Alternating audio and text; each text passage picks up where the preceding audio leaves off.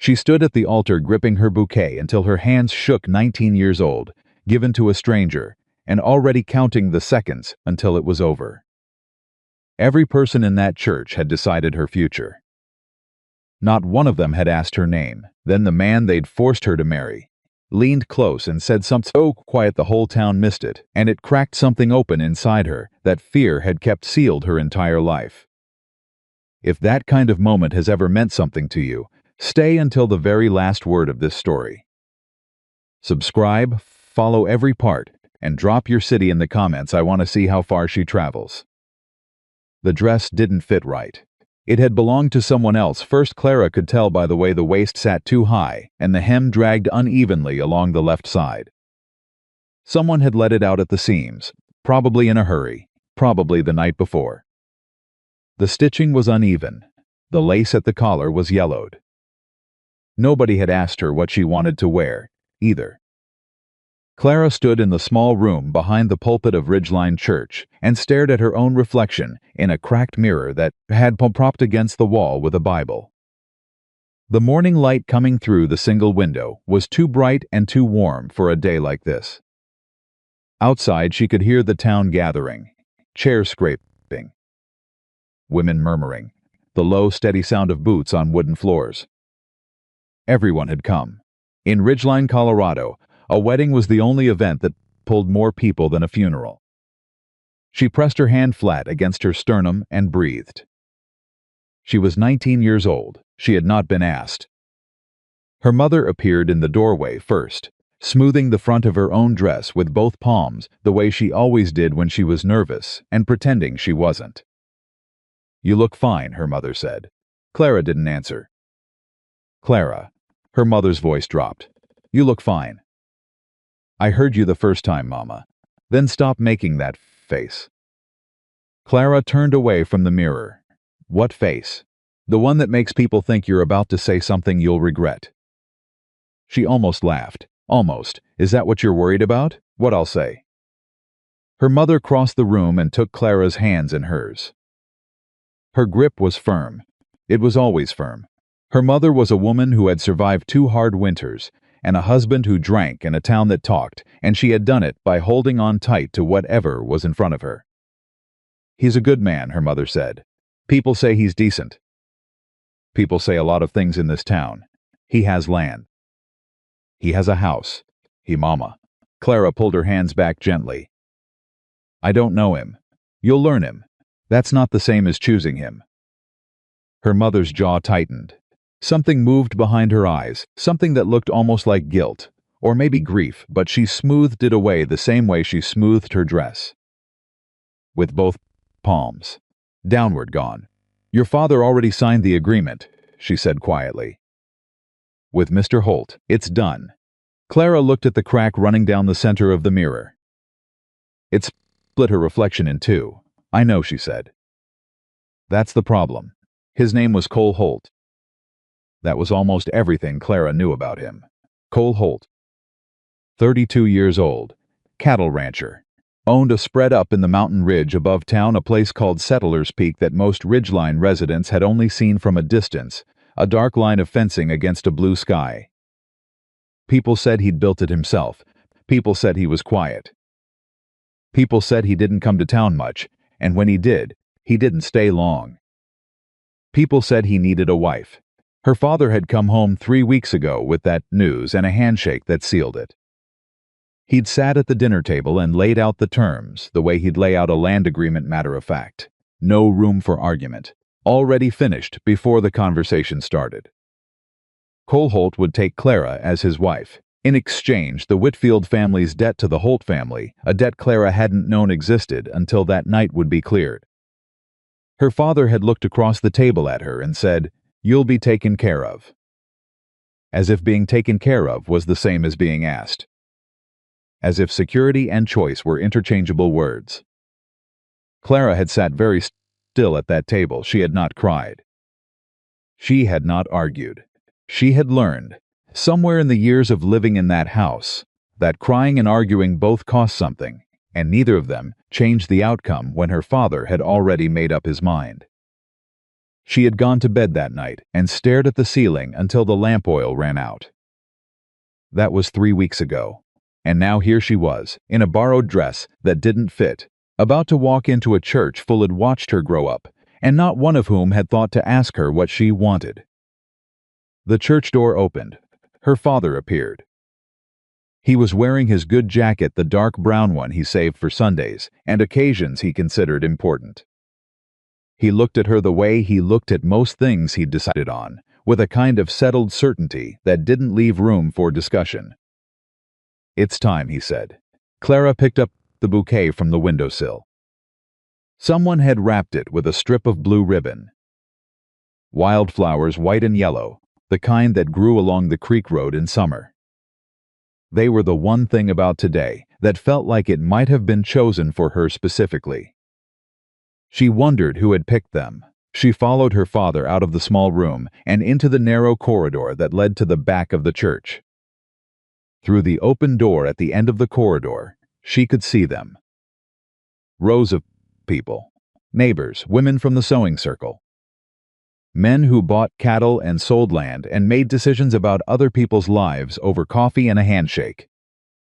Mrs. Alderton from the Mercantile, who had known Clara since she was 7. The Pierce brothers, who sat in the back pew, looking like they'd come more out of curiosity than goodwill. And at the front of the church, with his back to her, stood Cole Holt. He was taller than she'd expected. She knew him by sight. She'd seen him in town perhaps 4 or 5 times, always brief, always passing, but she'd never been close enough to really look. He was broad through the shoulders, the kind of build that came from real work, and not just intention. His hair was dark, a little too long to be entirely respectable by Ridgeline standards, and he was wearing a dark jacket over a white shirt that looked like it had been pressed carefully and recently. His hat was in his hands. He was turning it slowly, brim over brim, the way a man does when he's trying to keep himself still.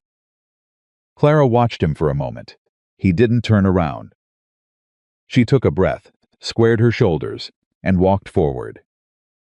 She felt every pair of eyes in the room before she reached the end of the aisle. She had grown up in Ridgeline. She had sat in this church every Sunday for as long as she could remember. She knew the faces watching her, had known most of them her entire life. But she had never felt so completely alone in a room full of people she recognized. She reached the front. Cole Holt turned. He looked at her straight on, without pretense, the way men who spent most of their time in open country sometimes did, like they'd stopped wasting energy on anything that wasn't necessary. His eyes were dark, closer to brown than black, and they were steady. Not warm, not cold, just steady, like something that had made peace with whatever it was looking at. He didn't smile. She didn't either. The Reverend cleared his throat. Clara set her eyes forward and held her bouquet with both hands and pressed her knuckles white against the stems. "You don't have to." That was what he said. Not then, not yet. But soon. Soon enough that Clara would remember the moment for the rest of her life, would remember exactly where she was standing, and what the room sounded like and how the morning light fell through the window above the altar. But first there was the ceremony. Reverend Gale was a man who believed in thoroughness. He read from Scripture. He spoke about the covenant of marriage with the gravity of someone who had performed enough of them to understand that gravity was sometimes the only thing keeping certain unions from coming apart at the threshold. Clara stood and listened and felt the weight of the dress at her hem, and the heat of the summer morning through the church windows, and the particular kind of stillness that settles over you when you have accepted that's happening, and there is nothing left to do but remain upright inside it. Beside her, Cole Holt was very still. He held his hat in both hands. He did not fidget. He did not turn to look at her again. He stood the way men stand when they are accustomed to waiting, not resigned, not restless, but present. Patient in the way that suggested patience was not something that had come easily to him and had been earned instead. Clara didn't know what to make of that. She didn't know what to make of him at all. She had assembled what she could, from rumor and second-hand account, that he was a fair employer to the 2 ranch hands who worked his land. that he paid his debts on time, that he had lived alone at Settler's Peak for going on 7 years, that he'd had a woman once, someone from a town farther north, and that it had ended badly, though no one seemed certain of the details. That was the sum of it. A man assembled from other people's impressions, standing beside her at an altar, turning his hat brim over brim. Reverend Gale reached the vows. He turned to Cole first. Cole's voice, when he spoke, was low and unhurried. He said the words clearly, without stumbling, without the particular self-conscious cadence of a man performing something he wasn't sure of. "I do." The Reverend turned to Clara. She opened her mouth. And Cole Holt did something no one in that church expected. He stepped slightly in front of her, not blocking her, not stopping the ceremony, just angling himself, barely perceptibly, so that his shoulder was between her and the room. A small movement, the kind that could have been accidental. It wasn't accidental. He lowered his voice so only she could hear. "Miss Whitfield." She looked up at him. His eyes hadn't changed, still steady, still dark, but there was something in them now. Not pity, not quite, something that looked improbably like honesty. "You don't have to," he said. The room didn't hear it. They saw his lips move, they saw him turn slightly toward her, but the words were too quiet to carry past the first pew, and Reverend Gale had already looked up from his scripture book with a politely expectant expression. And the whole congregation was leaning forward with the particular anticipation of people waiting to see something made official. Clara stared at Cole Holt. She was aware, distantly, of her mother's presence somewhere behind her left shoulder, of her father at the edge of the front pew, with his hands folded and his expression composed, of the weight of the dress and the heat of the room and the sound of someone coughing near the back. "I don't understand," she said. Her voice was barely above a breath. "I know what the agreement says." Cole's voice was still low, still even. "I know what your father signed. I know what—" He glanced very briefly at the altar, the church, the watching faces, what all of this looks like. He paused. "But I want you to understand something, before we go any further." She waited. "I don't want a woman who was delivered to me," he said. He stopped, seemed to reconsider, and started again with a precision that told her he'd thought about this before. "What I want doesn't matter right now. What matters is that you know you have a choice. Even here, even now." Clara looked at him for a long moment. "My father signed—" "I know what your father signed." Something moved briefly across his face. "The agreement's between him and me. It doesn't bind you to anything you don't choose to agree to yourself." "That's not how it works," she said. "That's not how any of this works." "No," he said. Another pause. Somewhere in the pews, someone shifted. Someone whispered to someone else. Reverend Gale cleared his throat with slightly more force than before. "Then why are you saying it?" Clara asked. Cole looked at her directly. "Because somebody should have asked you a long time ago," he said. And nobody did.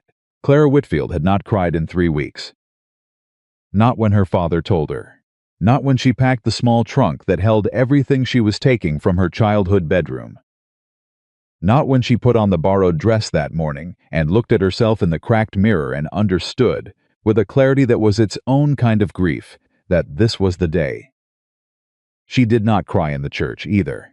But something shifted behind her breastbone, some tightly wound thing that had been holding its position for 3 weeks, and she felt it give, just slightly. The way ice sounds before it breaks. Not broken, not released. Just moved.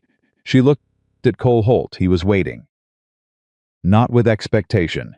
Not with the faint impatience she might have expected from a man who had organized a wedding and put on a pressed shirt and stood in front of a church full of people waiting for a verdict. He was waiting the way someone waits when they are genuinely prepared for either answer. She looked at the Reverend, at the altar, at her hands around the bouquet, knuckles white around wildflowers someone had tied with blue ribbon. She thought about the ceiling of her childhood bedroom. About 3 weeks of staring at it. She thought about the fact that no one had asked. She looked at Cole Holt. "I do," she said. She said it for reasons she did not entirely understand in that moment. She would spend considerable time in the months ahead untangling exactly what those reasons were. Later, she would understand that it wasn't the land or the house or the escape from her father's roof that had moved her. It was the 4 words, "You don't have to." No one had ever said that to her before. Not her mother, who loved her and was afraid, and love and fear sometimes produce the same outcomes as cruelty, just without the intention. Not her father, for whom decisions were practical things made by men and then managed by women. Not any of the neighbors or teachers or women of Ridgeline who had shaped her understanding of what her life was supposed to look like. 4 words. She would carry them with her up the mountain. The reception was held in the church hall. Someone had put out food biscuits and cold ham, and a cake with white frosting that had sweated slightly in the summer heat. Women moved around the tables with careful efficiency, the way they did at every community gathering, the labor of hospitality invisible by design. Clara stood near the far wall, with a cup of something warm she hadn't drunk, and watched people congratulate her husband.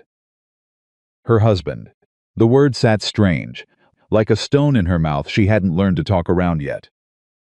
Cole accepted the congratulations with the same unhurried steadiness he seemed to bring to everything. He shook hands. He said thank you. He did not perform pleasure he didn't feel, but he wasn't cold about it either. He was simply himself, whatever that was. Ridgeline had opinions about Cole Holt, and they were largely respectful opinions, though respect into small mountain town often had the quality of distance more than warmth. People admired him the way they admired a ridge that had never fallen, with the understanding that admiration was enough and closeness wasn't required. Mrs. Alderton appeared at Clara's elbow. Well, the older woman said, with the particular tone of someone who had strong views and was exercising considerable restraint about sharing them. "He's a quiet one." "He is," Clara agreed. "You know, they say he hasn't let anyone pass the front gate of that ranch in 4 years. Clara looked at her. "They say his last woman left in the middle of winter, Mrs." Alderton continued, in a voice pitched precisely to sound like she was just passing information along, rather than editorializing.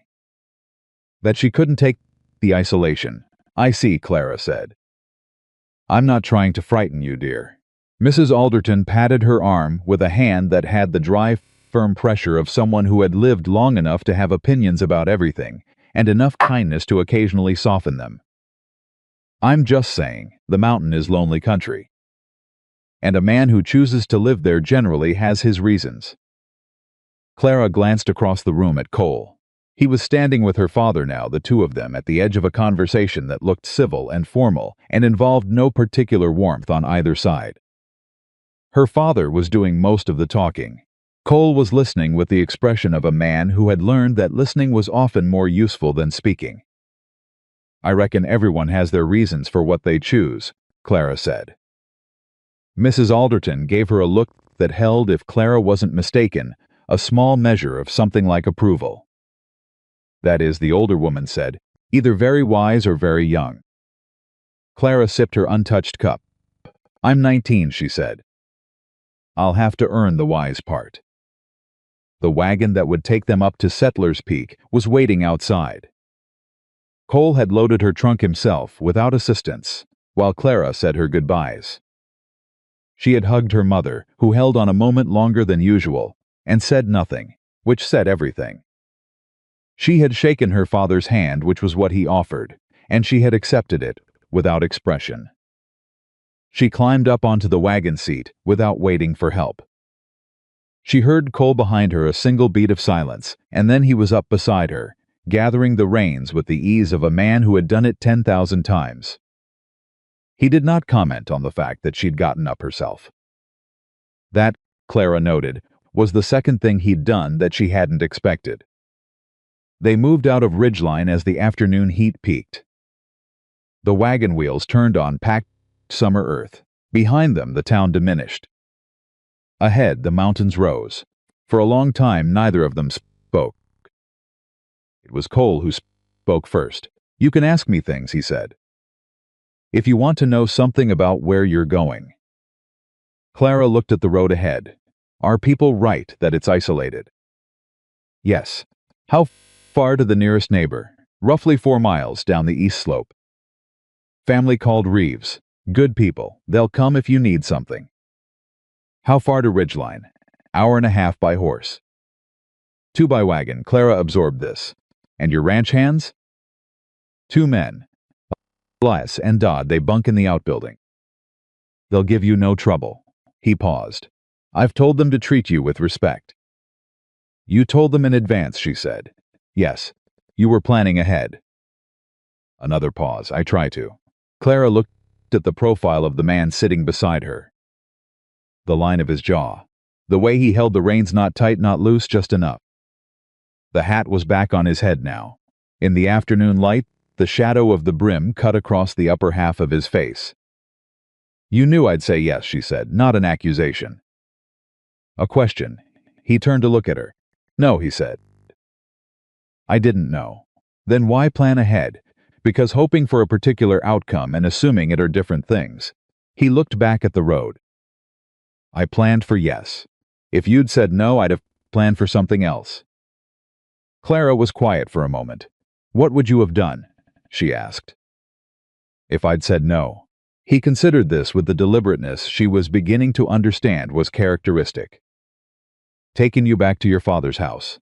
Told him the debt stands regardless. He glanced at her.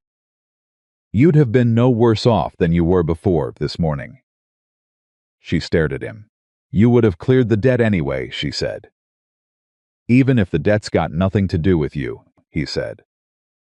That was between your father and mine a long time ago.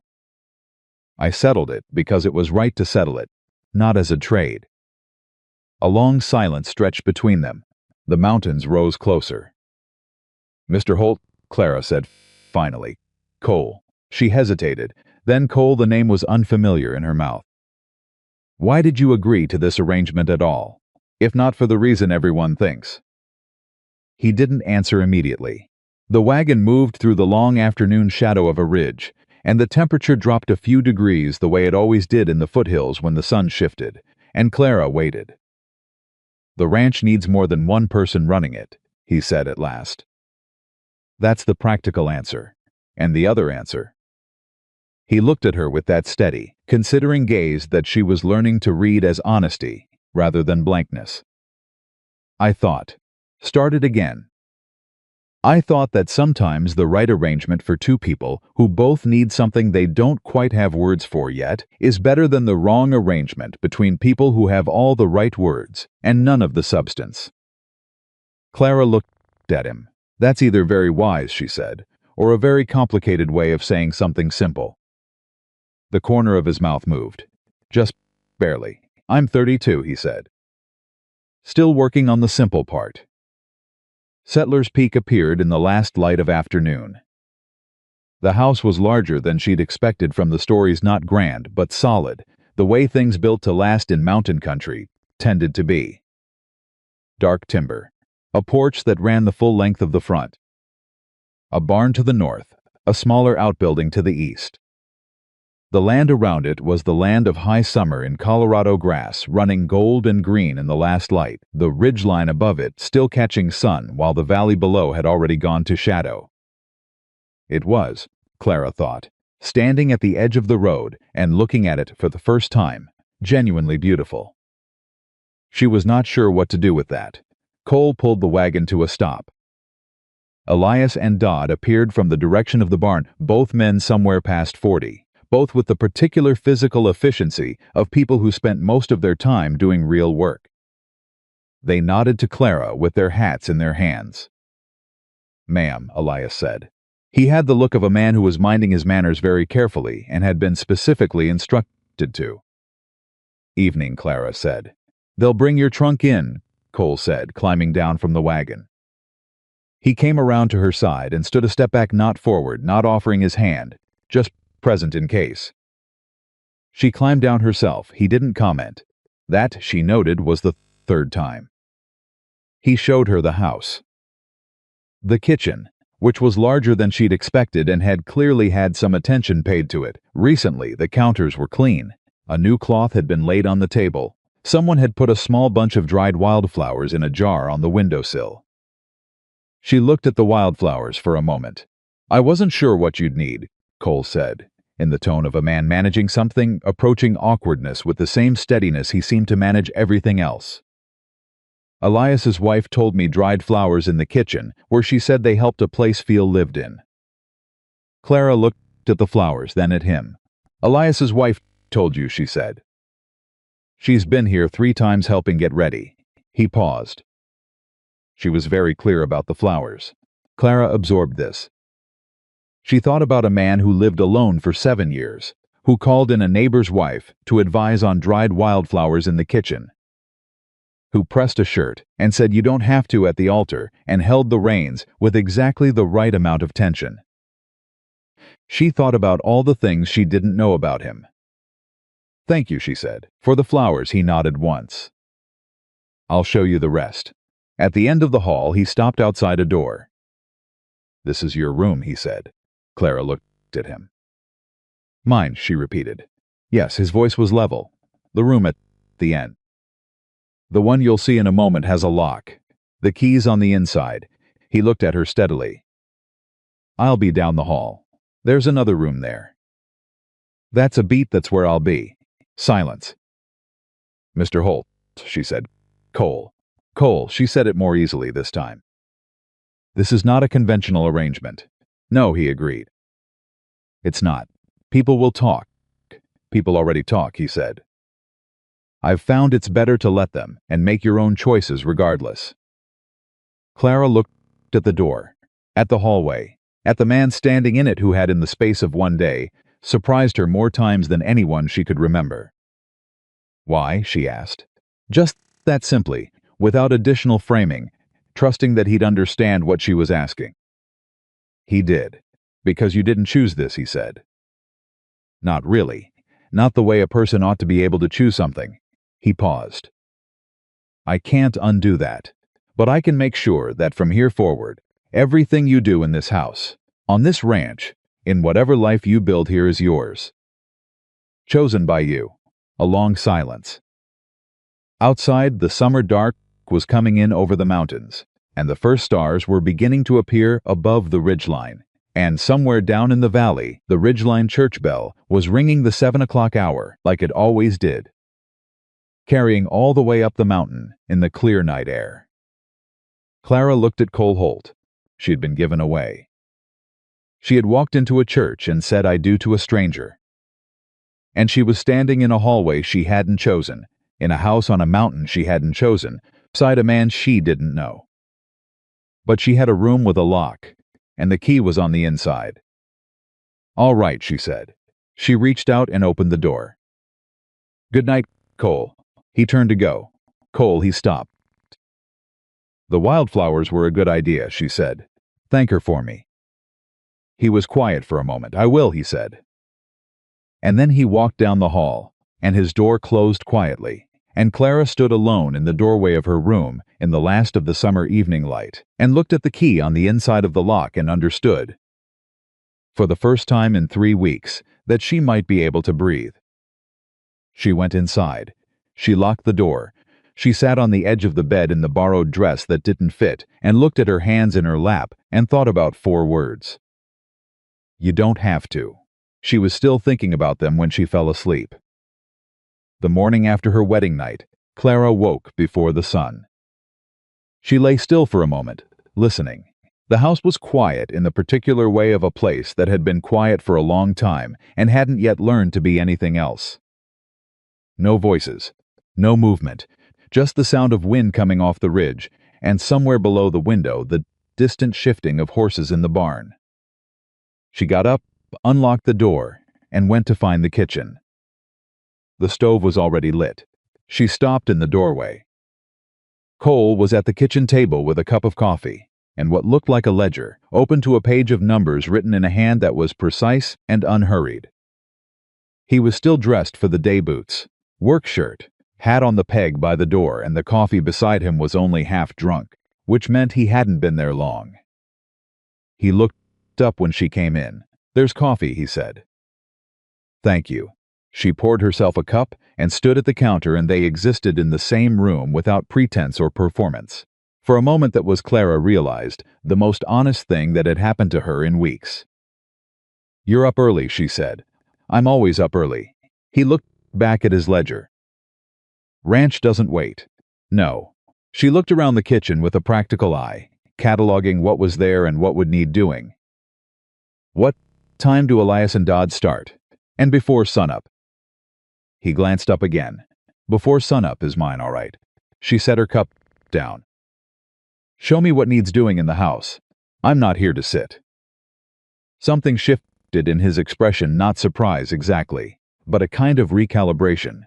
The quiet adjustment of a man who had prepared himself for one version of a conversation and found himself in a different one. "You don't have to start today," he said. "I know I don't have to," she said. "That seems to be a theme with you. What I'm telling you is that I want to." A pause. "All right," he said. He closed the ledger. "I'll show you." The ranch was harder than she'd expected, and she had expected it to be hard. By the end of the first week, Clara's hands were rougher and her back ached in new places, and she had learned approximately 40 things she hadn't known before about the practical operation of a cattle ranch in the Colorado mountains in summer. She learned where the water came from and where it needed to go. She learned which sections of fencing Dodd had repaired and which Elias said were going to need replacing before fall. She learned that the root cellar needed reorganizing and that the kitchen inventory was being done by a man who knew how to keep cattle alive and had never once thought about whether he had enough salt. She reorganized the root cellar. She made a list of what they needed from Ridgeline. She cooked because she could cook, and because Elias and Dodd ate with the gratitude of men who had been surviving on something significantly less than adequate for longer than was comfortable to admit. "Ma'am," Elias said, at the end of her fourth day, setting down his fork with an expression of sincere conviction, "I don't know what he's paying you, but it ain't enough." "He's not paying me," Clara said. "I'm his wife." Elias looked at her for a moment, then at Cole, then back at his plate. "Right," he said. Well, Cole at the head of the table said nothing. But when Clara glanced at him, she caught the edge of something crossing his face, not quite a smile, but related to one, and then it was gone. He was not easy to know. She understood that quickly. Cole Holt was a man who communicated in the negative space between words more than in the words themselves, in the things he chose not to say, the reactions he chose not to have, the spaces he chose to leave open. But she was 19 years old, and she had grown up in a house where silence usually meant something was being withheld, and she had decided, sometime in the first 48 hours on Settler's Peak, that she was going to learn the difference between his silence and her father's. She watched him. She watched the way he moved through the ranch with a kind of focused economy, nothing wasted. She watched the way he spoke to Elias and Dodd direct, but without harshness, with the particular authority of a man who had earned rather than inherited it. She watched the way he treated the horses, which told her more about a person than almost anything else, in her experience. He was patient with them. Not sentimental. He didn't talk to them the way some men did, like they were companions, but patient. Careful, attentive to what they were telling him. She filed all of it away. On the 8th morning, she asked him about the north fence. "Dodd says the posts are rotting out at the base," she said, over coffee, which had become a kind of unofficial morning ritual by then, a half hour before the ranch day started, when they sat with their cups and talked about practical things, and Clara asked questions and Cole answered them without condescension, which was the kind of thing she was beginning to notice as remarkable only because it was so consistent. "He's right," Cole said. "We'll need to replace them before the first frost." "That's 3 months, 2.5 up here. Then why haven't you started?" He looked at her over his cup.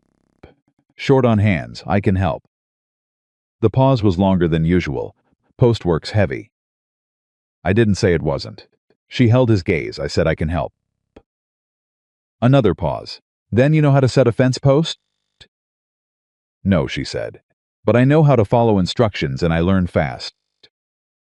He was quiet for a moment. All right, he said.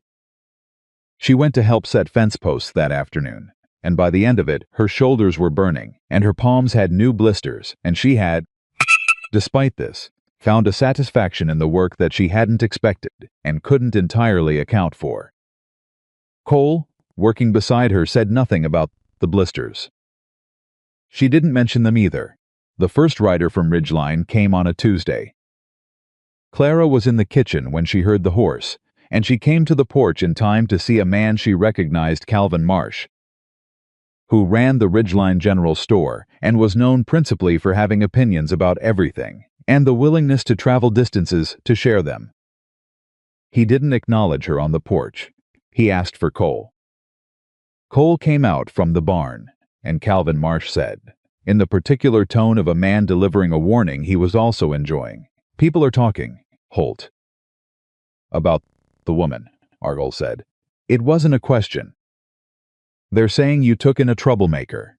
They're saying she was already causing problems in town before you married her, and that whatever she brings up here, she'll bring it back down eventually." Calvin shifted in his saddle. "People are concerned." "Well," Calvin adjusted himself. "Gerald Whitfield, for one."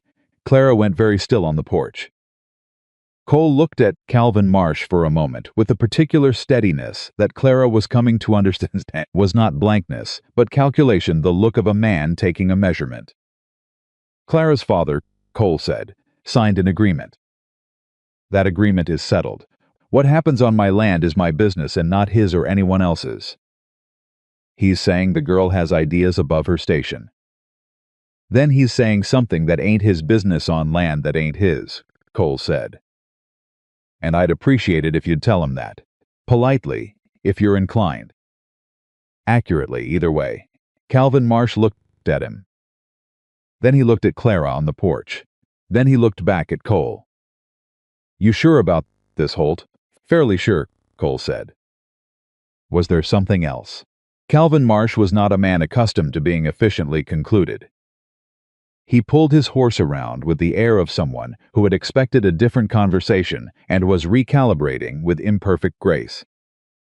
"People will keep talking," he said, as a parting observation. "They generally do," Cole agreed. "You have a safe ride back, Calvin." Calvin rode out. Cole came back to the porch. Clara was looking at him with an expression that was several things at once and that she hadn't quite sorted into words yet. "My father sent him," she said. "Seems likely. To do what exactly?" "I expect," Cole said, reaching past her to push the porch door open, "to see whether I was the kind of man who could be managed by other people's opinions." He paused in the doorway. "I'm not." He went inside. Clara stood on the porch for a moment longer, looking at the road Calvin Marsh had taken back down the mountain. Then she went inside too. That night she asked him about the woman. She hadn't planned to. She'd been thinking about it for days, about what Mrs. Alderton had said at the reception, about the woman from a town farther north, about the ending that nobody seemed certain of the details of. She'd been storing the question away with the practiced discipline of someone who had learned that questions asked too soon got dishonest answers. But they were sitting on the porch after supper, because the summer evenings on Settlers Peak were long and cooling, and Clara had discovered that she liked them, liked the particular quality of the air, and the stars coming out above the ridge, and the quiet that had stopped feeling empty, started feeling simply like quiet. And Cole was working on a piece of tack that needed mending, and she was reading a book she'd found in the small shelf beside the kitchen door. And the evening was easy enough that she said it, before she thought about whether she should. Who was she? He didn't stop. Who was who? The woman from before. A pause. His hand stilled briefly, then continued. "Her name was Margaret," he said. "She was from a town called Harrow, about 30 miles north of here. He considered the word planning to marry. 4 years ago. What happened?" He set down the tack. He looked out at the darkening ridgeline. "She came up here once," he said. "In February. To see the ranch." A pause. She left after 3 days and didn't come back. She left because of the isolation. She left, Cole said, because I wasn't who she thought I was. He picked the tack back up. She'd made a version of me in her mind that fit what she needed, and the actual version, he turned the leather over in his hands, didn't match. Clara looked at him. What did she need? Someone easier, he said simply. Someone who talked more. Someone who didn't carry as much quiet.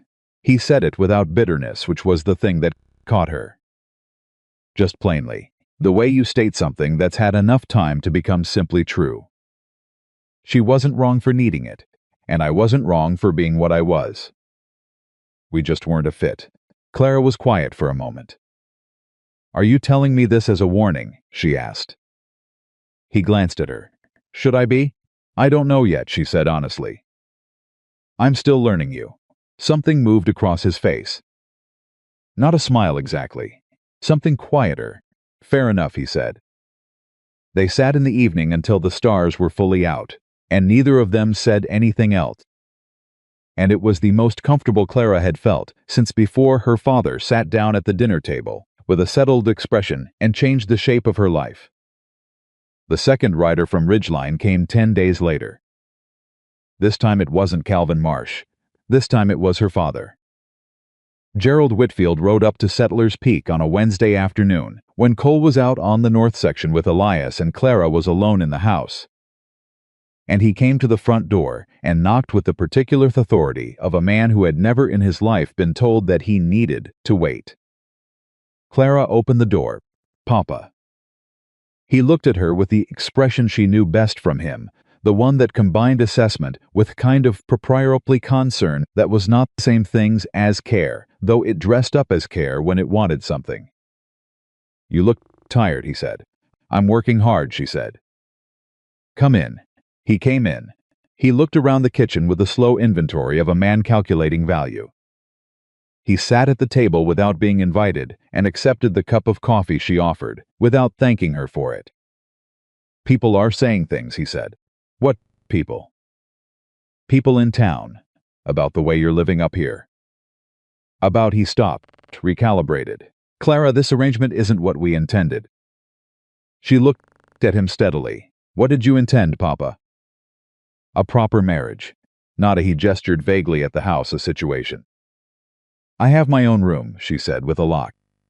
Her father looked at her sharply. That's not, it was his idea, she said. He told me on our wedding day that nothing in this house would happen without my choosing it. She held his gaze. You didn't ask me what I wanted when you arranged this. He did. Her father set down his coffee cup. His jaw was doing the thing it did when he was managing something he didn't want to say directly. The Holts are a prominent family, he said carefully. Cole Holt has a reputation to maintain, and by extension. Papa. She cut him off quietly but completely. I am not here because of reputation.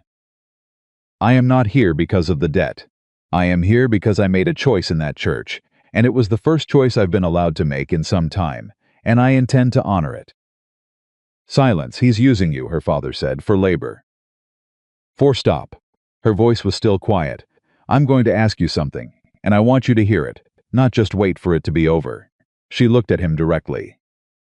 Did you ever once, in all of it, the arrangement, the agreement, the wedding, did you ever once think to ask me what I wanted? The kitchen was very still. Her father's jaw worked. I did what I thought was best, he said. I know, Clara said. I believe you believed that. She looked at her hands on the table. But best for whom? The silence that followed was the longest one she'd ever shared with him.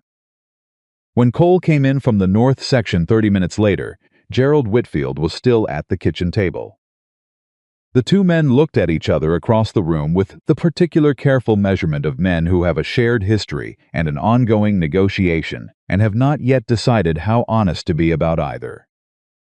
Gerald, Cole said. Holt, you staying for supper? Her father looked at Clara, then at Cole, then at the kitchen, the reorganized shelves, the dried wildflowers, the clean surfaces, the ledger Clara had been helping update sitting open on the counter. No, he said. He pushed back his chair and stood. I've got to get back before dark. He didn't look at Clara when he said goodbye. He said it to the room, or to Cole, or to some version of the situation he was working on accepting. Clara walked him to the door and watched him ride back down the mountain and didn't say anything else. Cole came to stand beside her in the doorway. "You all right?" he asked. "Yes," she said. "That happen often?" she asked. "People coming up to tell you what you're doing wrong?" "Often enough. Does it bother you?" He was quiet for a moment. "It used to." He looked at the road her father had taken. "Now I mostly find it clarifying." Clara looked at him. "Clarifying how?" "Shows you who's trying to manage you," he said, "versus who's trying to know you." She thought about that. "My father thinks he knows me," she said. "I reckon he knows the version of you that was convenient for him to know," Cole said. Not unkindly, Clara exhaled slowly. "Yeah," she said. "I reckon so." 3 weeks after the wedding, Elias's wife came for the first time.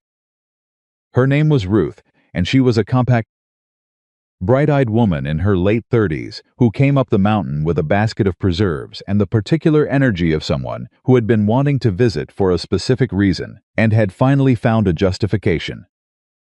She embraced Clara at the door like they were already friends. "I've been wanting to come since the week after the wedding," Ruth said, setting her basket on the kitchen table and looking at Frank approval. "Elias says you reorganized the root cellar. It needed doing." "Lord, yes, it needed doing." Ruth opened the basket and started taking out jars. "He also says you're helping with the fence line." "When I'm needed." Ruth looked at her with an expression that was assessing and warm in equal measure. "And how's it going?" She tilted her head in the direction of wherever Cole currently was in all of it. Clara considered the question honestly. "Better than I expected," she said. "Different than I expected." "Different how?" She thought about it. "About the room with the lock. About the coffee in the mornings. About you don't have to and I give them a place to stand. About fence posts and her father at the kitchen table, and a man who communicated in the space between words." "He's decent," she said finally. "More than decent." Ruth was quiet for a moment, arranging her jars in a row with deliberate care. "He hasn't been," she said, "for a long time. Decent to himself, I mean. He's always been decent to others. But there's a kind of man who gives everything he has outward and keeps nothing for himself. And those men tend to hollow out after a while." She looked at Clara directly. "He hasn't had anybody to come home to in a very long time, Clara. And I think that's cost him more than he'd ever say out loud." Clara absorbed this. "Why are you telling me this?" she asked. Ruth smiled, genuine and without guile. "Because you seem like someone who looks at things directly," she said. "And I thought you deserved a direct thing in return." That evening, Clara found Cole in the barn.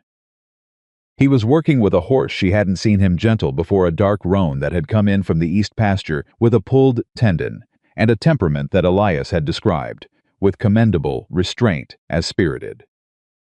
Cole was working quietly, without force, the same patient attentiveness she'd catalogued in the first week, and the horse was not settled, but less actively resistant. It had stopped pulling away. Clara stood at the entrance and watched. After a while, Cole looked over. "Ruth get off all right?" he asked. "Yes." She came further in. She brought preserves. "She always brings preserves." Clara leaned against the stall gate. "She told me something." He waited. "She said you've been hollowing out," Clara said. Her words. "That you've been decent to everyone around you and kept nothing for yourself." She looked at him directly. "Is that true?" The horse shifted. Cole's hand moved automatically to the steadying place at its neck. "Ruth has opinions," he said. "She does. Is it true?" A long pause. He didn't look at her. "There's a version of it that's true," he said at last. "Which version?" He was quiet long enough that she thought he wasn't going to answer. "Then, when you lose somebody you were building a life with," he said, "and then you live alone for long enough, you stop expecting things. You stop anticipating. You build a life that has no blank spaces in it, because blank spaces are where the wanting gets in, and the wanting he stopped. It doesn't help when there's nothing to want toward. Clara looked at him. Margaret, she said, and before her other things, he stroked down the roan's neck. You learn to fill the spaces with work, with purpose. He gestured broadly, at the barn, the ranch, the whole of Settler's Peak, with something that needs you and won't leave if you're too quiet. The quiet that followed was different from the other quiets she'd learned in the past 3 weeks. Heavier, more honest, she said. He looked at her. I'm not going to leave because you're too quiet, she said. He held her gaze. You don't know that yet, he said. No, she agreed. But I know the difference between quiet that's hiding and quiet that's thinking. She pushed off from the gate. Yours is the second kind. She walked back toward the house. Behind her she heard him exhale, just once, the kind of exhale that has more in it than air. She didn't turn around, but she smiled in the dark of the barn doorway where he couldn't see it. On a Thursday morning in the 5th week, a letter came. Dodd brought it up from the Reeves place, where the mail sometimes ended up when the weather made the regular route impassable. He handed it to Clara with a look that was carefully neutral, in the way of a man who had noticed the return address and was minding his own business about it. It was from the Ridgeline Town Council. It was addressed to Cole, but it had been opened and resealed poorly, and Clara looked at Dodd, and Dodd looked somewhere above her left shoulder, and she took it inside. She left it on the kitchen table for Cole. He came in at midday. He saw it. He saw her expression. He picked it up and read it standing at the counter, and when he was done he set it down and was still for a moment with his hands flat on the counter. Clara waited. What does it say? He turned around. His face was neutral in the way that she was learning was not neutrality at all. They're raising a concern, he said carefully, about the land deed. She looked at him. The north section, he said. 23 acres that have been Holt land for 30 years. There's a man, Alderman Davies, on the council who is suggesting that the original survey was contested and that the question of ownership should be revisited. The kitchen was very still. That's not a real legal claim, Clara said. No, Cole said. It's not.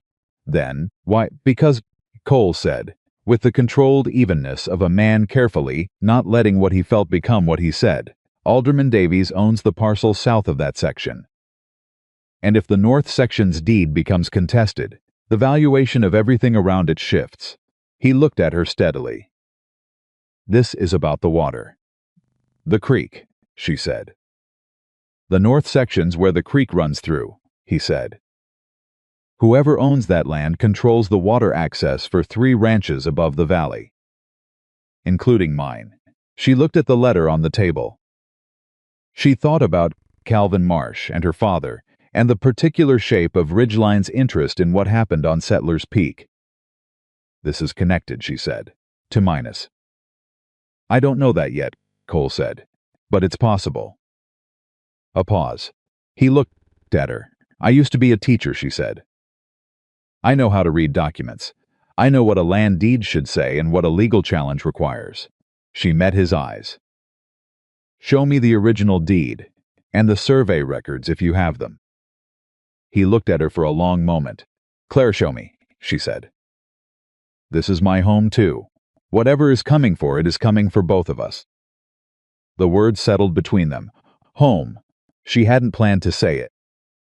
But she'd said it, and it was true. She understood that the moment it came out of her, in the same way you understand a thing that has been true for some time before you found the language for it. Cole held her gaze. Then he went to the cabinet, in the far corner of the kitchen, the one she'd assumed was for tools, and unlocked it with a key from his belt, and brought out a wooden box. He set it on the table between them. He sat across from her. He opened the box. Start with this one. Clara pulled the deed toward her and read. And outside, the summer moved over the mountain, indifferent and bright, while inside the house that was beginning slowly, without announcement to become hers, Two people sat across a table from each other and began, without either of them quite naming it, to fight for the same thing. The deed was 31 years old. Clara read it twice, then a third time, turning the paper carefully at the edges the way she'd learned to handle old documents in the schoolroom with respect for what they'd survived to say. The language was dense and formal, and written in the hand of a county surveyor who had clearly valued precision over readability. But the substance was not complicated.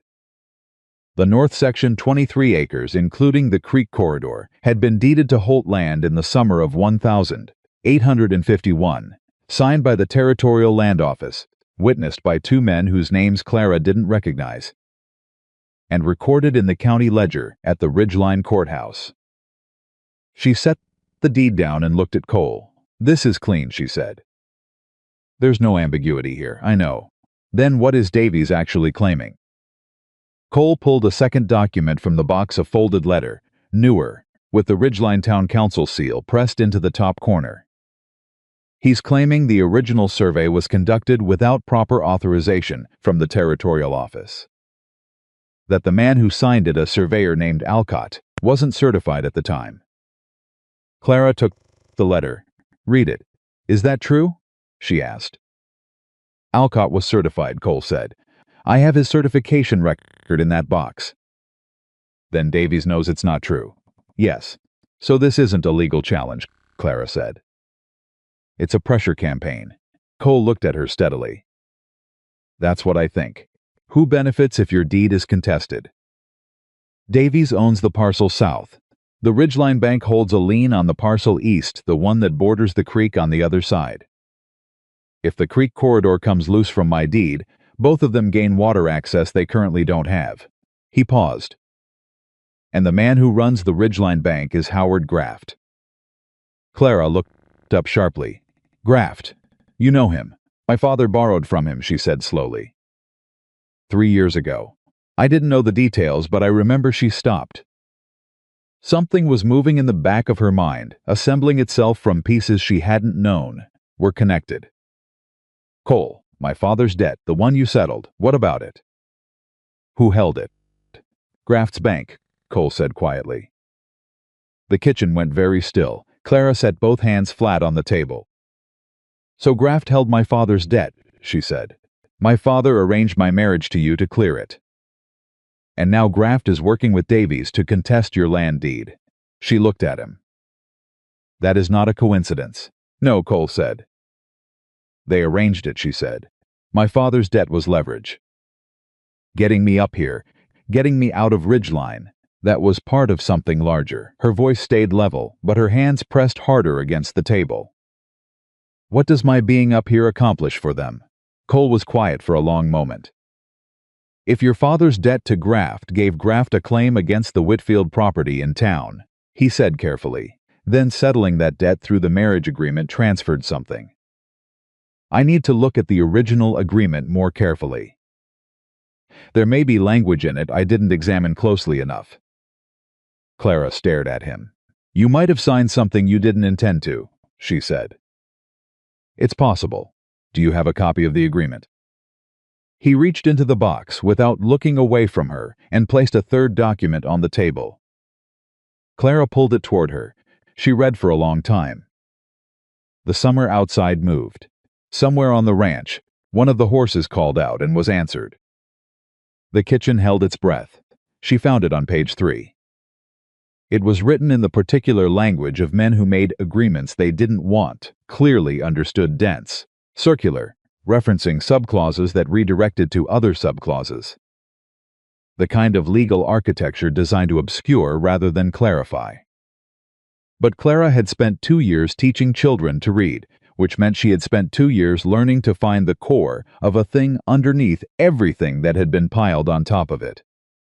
She found the core. Cole. Her voice, it came out different than she intended, tighter, quieter. "This clause here, section 4. Subsection C," he leaned forward. "In the event of dissolution or legal contest of any property held by the party of the second part," she read slowly. Translating as she went, "That's you, the party of the first part. She paused. That's my father retains the right of first claim to any shared asset designated in Appendix B. She looked up. What's in Appendix B? Cole took the document. He turned to the back page. He went very still. The water rights, he said. The creek corridor. They sat with that for a moment. Outside, Dodd called something to Elias across the yard, and one of them laughed. The ordinary sound of an ordinary afternoon moving along, without any knowledge of what was sitting on the kitchen table. Your father didn't write this, Cole said finally. No, Clara agreed. He couldn't have. He doesn't have the legal vocabulary. She thought of her father at the kitchen table 3 weeks ago, the man who made decisions and had other people manage them. Someone wrote this for him. Or Graft, Cole said. Or Davies. Or both. She looked at the agreement. Cole, did your father have a lawyer review this before you signed it? A muscle moved in his jaw. He died 2 years ago. I was the one who signed. Did you have it reviewed? The pause was its own answer. The Holt family and the Whitfield family have had an arrangement going back 20 years, he said. I trusted the terms were what they were described to be. And they were described to be a simple debt settlement. Yes. Clara looked at him. Not with blame, she was careful about that. Because blame right now would cost them something they couldn't afford to spend. But directly. The way she'd learned to look at things on this mountain, without flinching from what was actually there. Someone has been planning this for a long time, she said. Cole met her eyes. Yes, he said. Then we need to go to Ridgeline, she said. We need to talk to someone who knows land law. And we need to do it before Davies files anything officially, because once it's in the courthouse record, it becomes harder to... Clara, his voice was quiet. If we go to Ridgeline, we walk into their territory. Graft knows everyone in that courthouse. Davies sits on the town council. Whatever lawyer we find in that town, not Ridgeline, she said. The county seat. He stopped. Morrow County Courthouse, she said. It's 2 days' ride, but the land records office there would have the original survey filings, the certification records, everything. And a county judge isn't beholden to Graft's money. Cole looked at her. You've been thinking about this, he said. I've been reading your documents for 2 hours, she said. I think fast. Something moved across his face that she was beginning to recognize the particular statement and being consistently surprised by the same person and not having fully accepted that this was simply how things were going to be. All right, he said. Morrow County.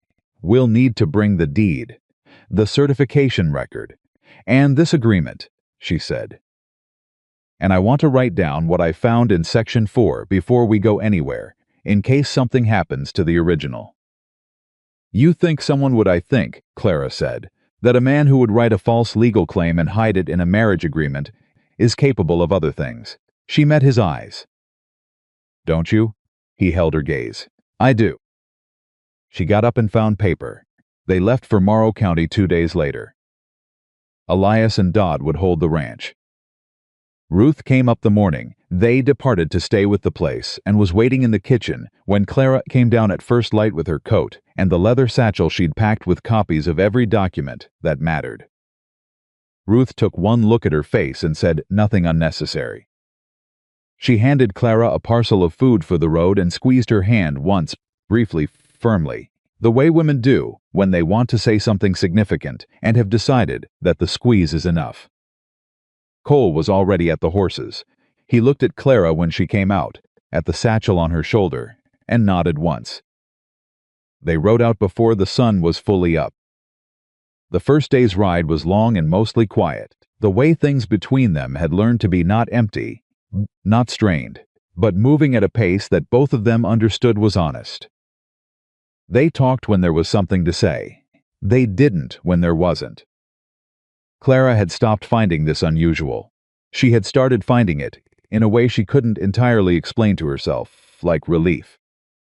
At midday they stopped at a creek and ate from Ruth's parcel, and Clara went over her notes while Cole watered the horses.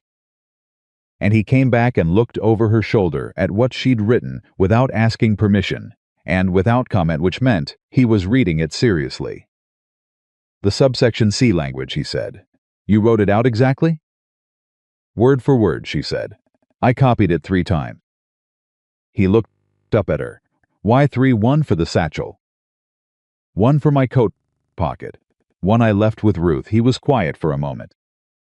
"You don't trust that nothing will happen to them," he said. "I trust that Graft is smart and patient, and has been working on this for longer than we have," she said. "I think about 3 moves ahead when I'm worried." "What are you worried about right now?" She looked at him steadily. "That we get to Morrow County, and the county judge is already in Graft's pocket." A pause. "That's possible," he said. "I know." She folded her notes back into her coat. "But it's still the right move, because the alternative is waiting for Davies to file and fighting from a worse position." Cole looked at her. The afternoon sun was behind him, and she couldn't quite read his expression, but she didn't need to. "Clara," he said, "I want to say something." She waited. "I made an error," he said, "with the agreement. I should have had it reviewed. I should have read it more carefully myself." He said it directly, without softening it into explanation or defense. "Just plainly. That error put you in a position you didn't choose, and it may have put the ranch at risk, and He stopped. "Start it again, I'm sorry." Clara looked at him for a long moment. She thought about the ways she'd heard men apologize before her father, who apologized with qualifications that were really arguments. Men in Ridgeline who apologized with the particular performance of contrition that was designed to end a conversation rather than account for one. Cole had said it like a man setting something down that he'd been carrying. "It wasn't only your error," she said. "You couldn't have known what was behind it." "I should have looked harder."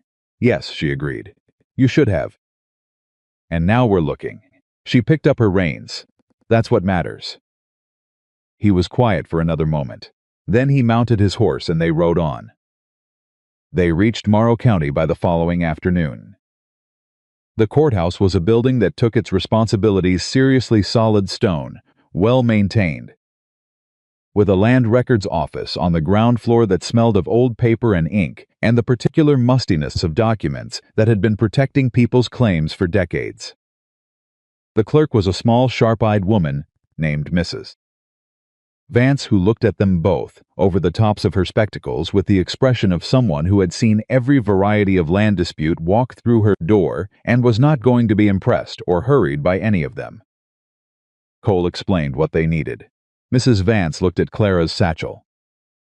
"You have the original deed?" she asked. "Yes, ma'am," Clara said, and placed it on the counter.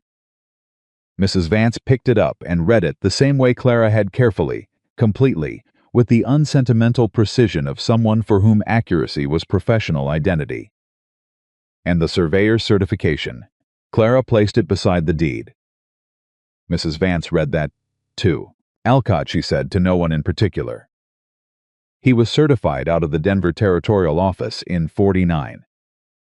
Worked this county for 12 years before he retired." She set the document down. "There is absolutely no legitimate question about his authorization." "Davies is claiming otherwise," Cole said. Mrs. Vance looked at him over her spectacles, with the expression of a woman who had been doing her job long enough to have opinions about men like Davies that she expressed through implication rather than statement. "Mr. Davies," she said, "filed a preliminary query letter with this office 6 weeks ago. We responded in writing with the certification records. The matter was, from a record standpoint, closed."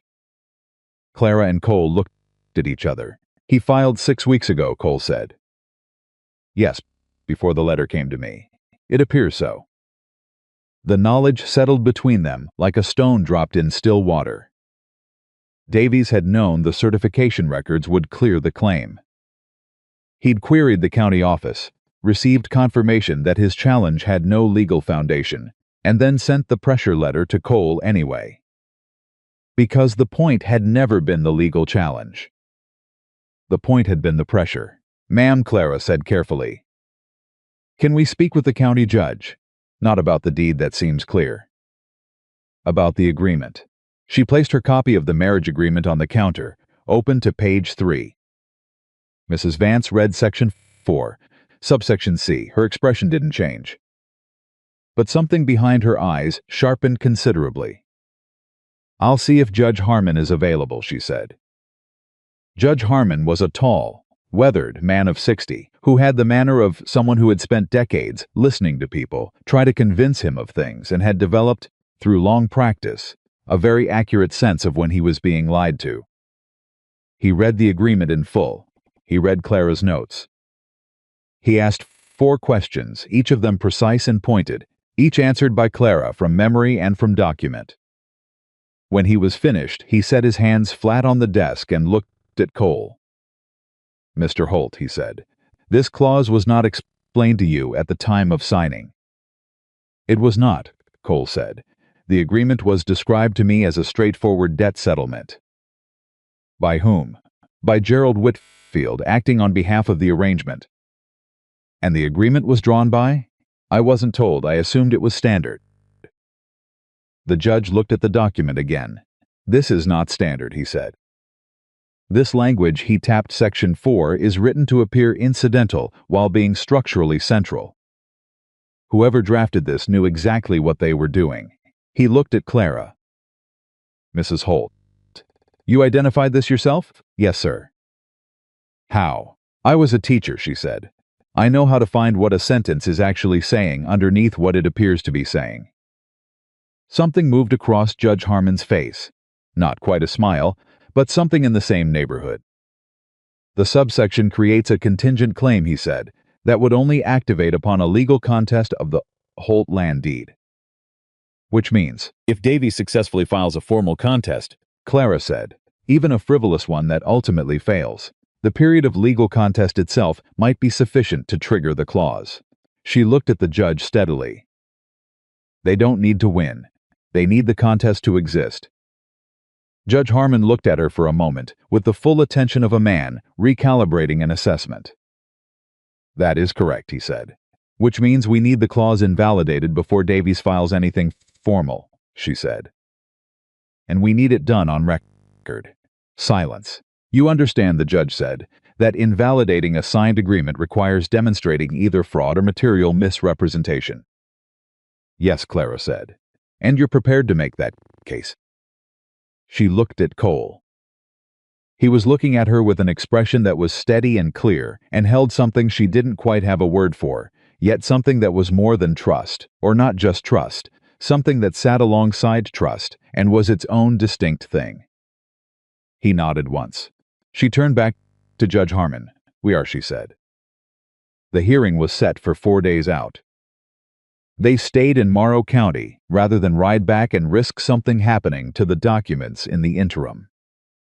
The town had a boarding house run by a widow named Mrs. Calhoun, who asked no questions and had 2 available rooms and made a breakfast that was, by any reasonable standard, exceptional.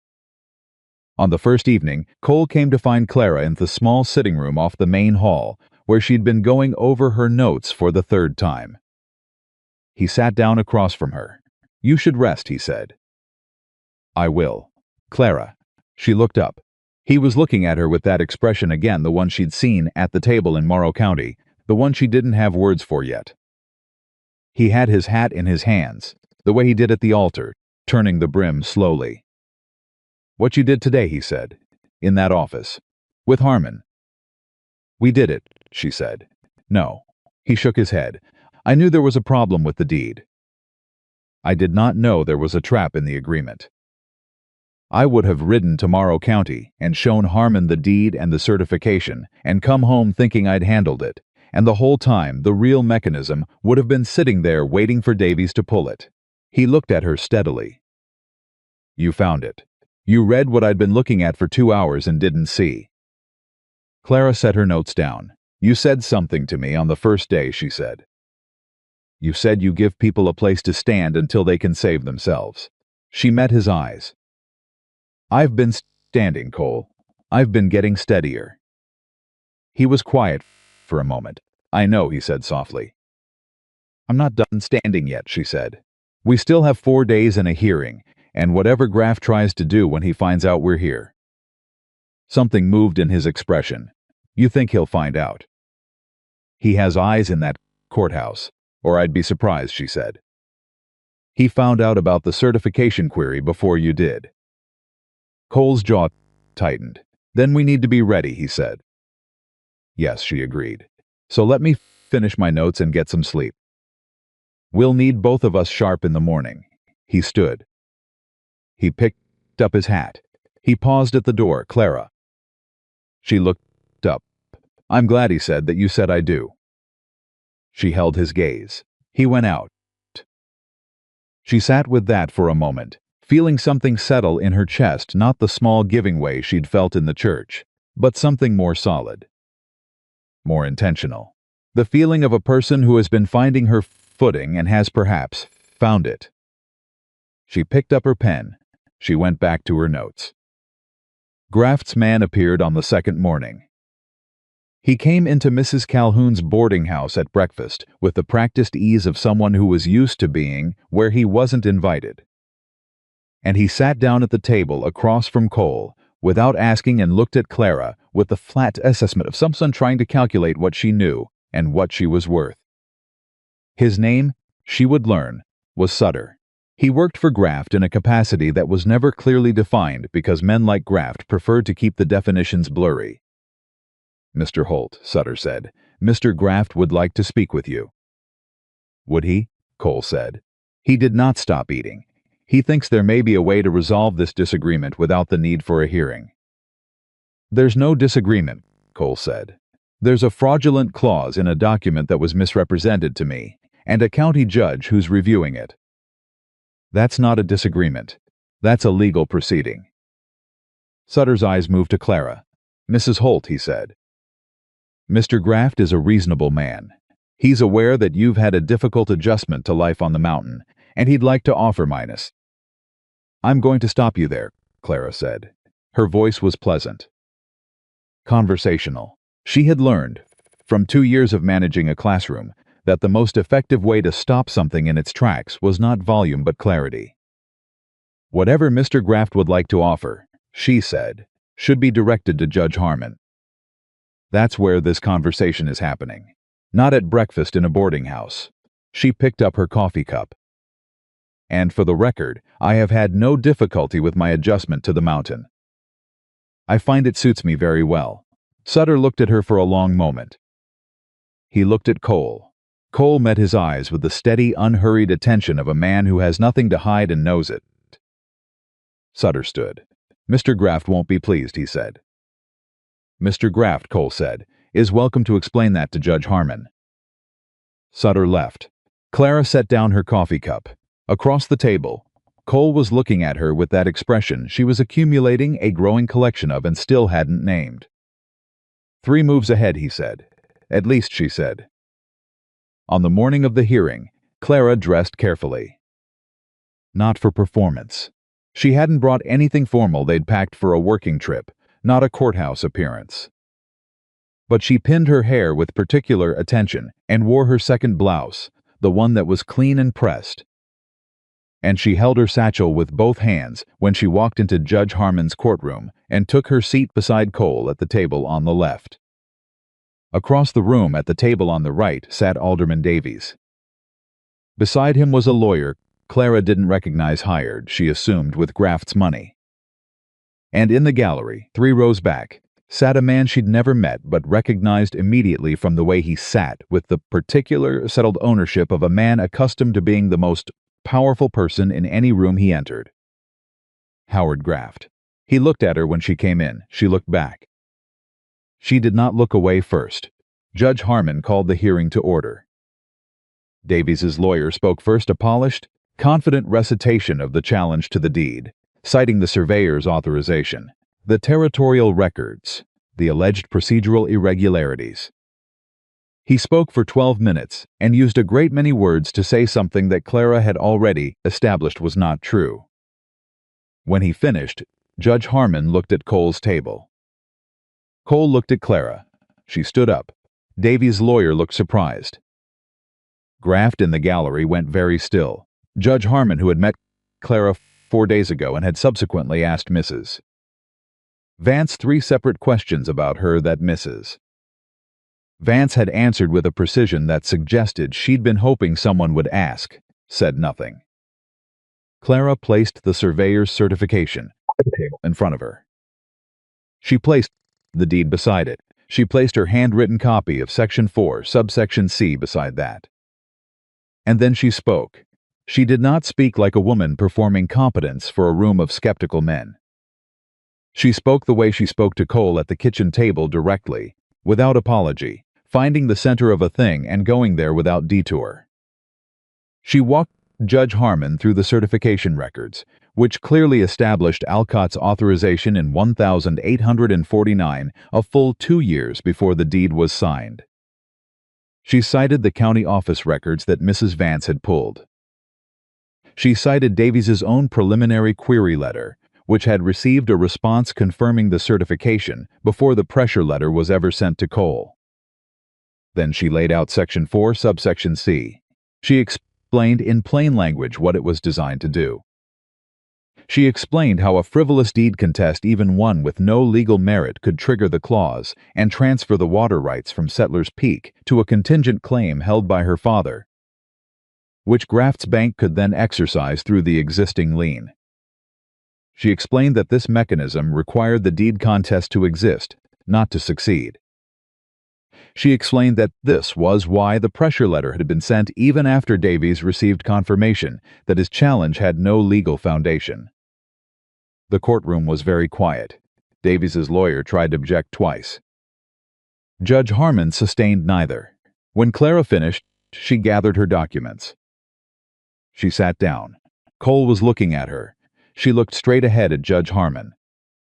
The judge looked at Davies, at Davies's lawyer, at the documents on the table, at the gallery where Howard Graff sat with his hands folded and his face entirely composed, in the manner of a man deciding how much of what he was feeling to allow to show. "I have several questions," Judge Harmon said, "for counsel for the challenging party." Davies's lawyer stood. The questions took 40 minutes. By the end of them, the lawyer's answers had become noticeably shorter. Judge Harmon ruled from the bench. He declared the Holt land deed valid, the surveyor's authorization uncontested, and the preliminary challenge without legal foundation.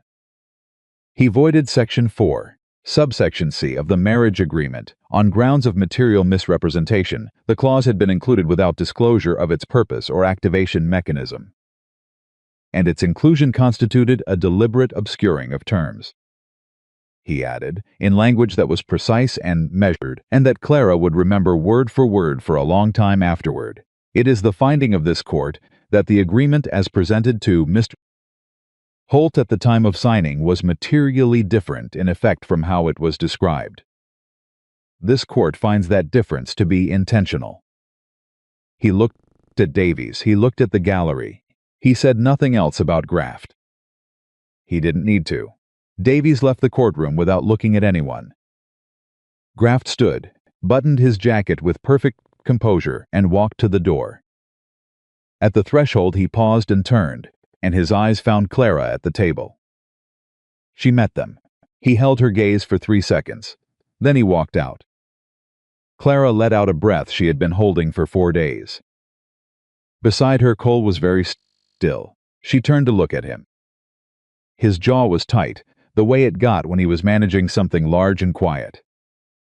He was staring at the door where Graft had been. "Cole," she said. He turned.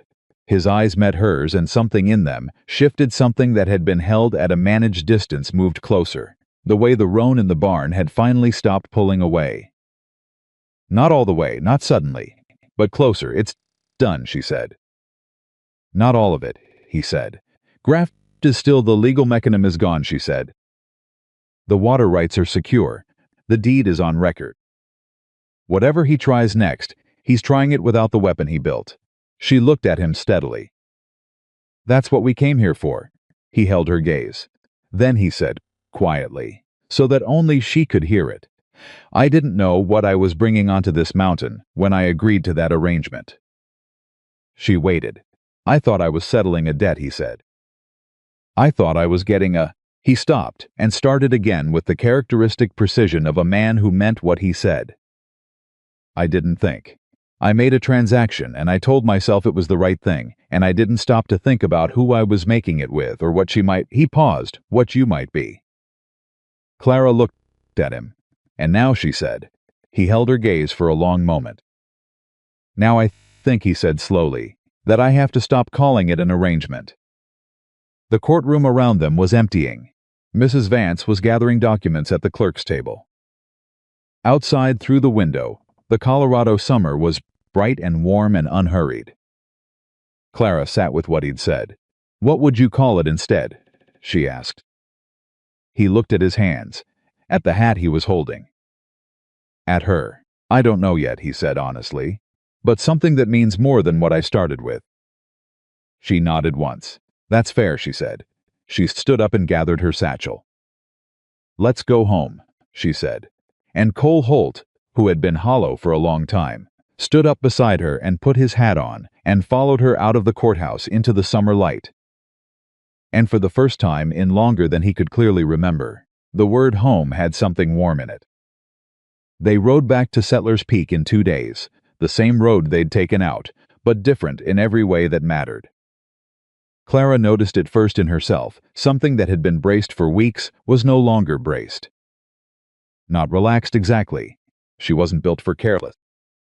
But the particular tightness that came from waiting for the next blow had and in its place was something she was still getting used to identifying. Space, room to think forward instead of sideways. Cole noticed it in her. She could tell, the way he noticed most things quietly, without making a production of it. He rode beside her instead of slightly ahead the way he had on the way out, a shift so small that someone else might not have registered it. Clara registered it. They stopped at the same creek as before. This time, while the horses drank, Cole sat beside her on the bank instead of standing apart, and they ate from what was left of Ruth's parcel and looked at the water and didn't feel the need to fill the quiet. Graft won't stop, Clara said eventually. Not as a worry. As a fact being placed between them for examination. No, Cole agreed. He won't. What does he have left? Cole was quiet for a moment. Social pressure, economic pressure on people in Ridgeline who do business with the ranch. He could make it harder to sell cattle at fair price in town, harder to buy supplies without being overcharged. He looked at the water. He's done it before, to other people who crossed him. Has he ever done it to someone who had documentation of what he'd tried? Clara asked. Cole glanced at her. No, he said, I don't think he has. Then he doesn't know exactly what we're carrying back, she said. Judge Harmon's ruling is on record. The voiding of that clause is on record. Graff's name isn't in that ruling, but Davies is, and Davies is his instrument. She looked at Cole directly. If Graff moves against us openly, he invites scrutiny of how that clause got into the agreement in the first place. Cole held her gaze. You're saying he's more constrained than he was before. Considerably, she said. He's also more angry. Yes, she agreed. That's the part we need to be careful about. Cole nodded slowly. He picked up a small stone from the bank and turned it in his fingers. When I was younger, he said, my father told me that the most dangerous men aren't the ones who come at you directly. They're the ones who wait and find the angle you forgot to cover. Clara looked at him. What angle do you think we've forgotten? He set the stone down. Your father, he said. Gerald Whitfield was waiting at Settlers Peak when they arrived. Not in the house. Elias and Dodd were too solid for that. But he was on the porch, sitting in the chair Clara had come to think of as Cole's, with his hat in his hands, and an expression recognized as the one her father wore when he was preparing to manage a situation he'd already decided the outcome of. Ruth was standing inside the screen door with her arms crossed, and an expression that said she had things to report and was waiting for the right moment. Clara dismounted before Cole did. She walked to the porch. Papa, she said. Clara. He stood. His eyes went to Cole, arriving behind her. Something moved through his expression, not guilt, not quite. the cousin of guilt, the thing that lives next door to it and pretends it isn't related. I heard about the hearing. Word travels fast, Cole said. He was standing at the foot of the porch steps. He didn't come up. Graft sent a man, her father said. Sutter, Clara said. Her father looked at her sharply. You know him. He came to the boarding house, she said. He had an offer. We declined it. She looked at her father steadily. What did Graft's man say to you? Gerald Whitfield had the decency to look at his hat. He said the hearing had gone badly, he said. For the arrangement. For the fraud, Clara said. Her voice was even, not cruel. Just accurate. Papa, the clause in that agreement was fraud. Somebody wrote it to strip Cole's water rights away through a manufactured legal contest that was never meant to succeed in court, only to exist long enough to trigger the clause. You know that, don't you? Her father's jaw tightened. I didn't know what was in the fine language, he said. No, Clara said. I believe that. I believe you didn't read it carefully enough to know. But someone arranged for you to sign it, and someone arranged for that clause to be there, and I need you to tell me right now, standing here, who drew up the agreement. Silence. A long silence. The kind that has something large and uncomfortable sitting in the middle of it. Graft's office, her father said finally, quietly. Like a man setting something down he'd been holding for a while and hadn't admitted was heavy. His lawyer. Yes. And you signed it without having anyone else review it. He said it was standard. Clara looked at her father. She had practiced, somewhere in herself, a version of this conversation that was angrier. That said all the things that had been collecting since the night at the dinner table when he'd laid out the terms of her life, like a land agreement. She had that conversation ready. She chose a different one.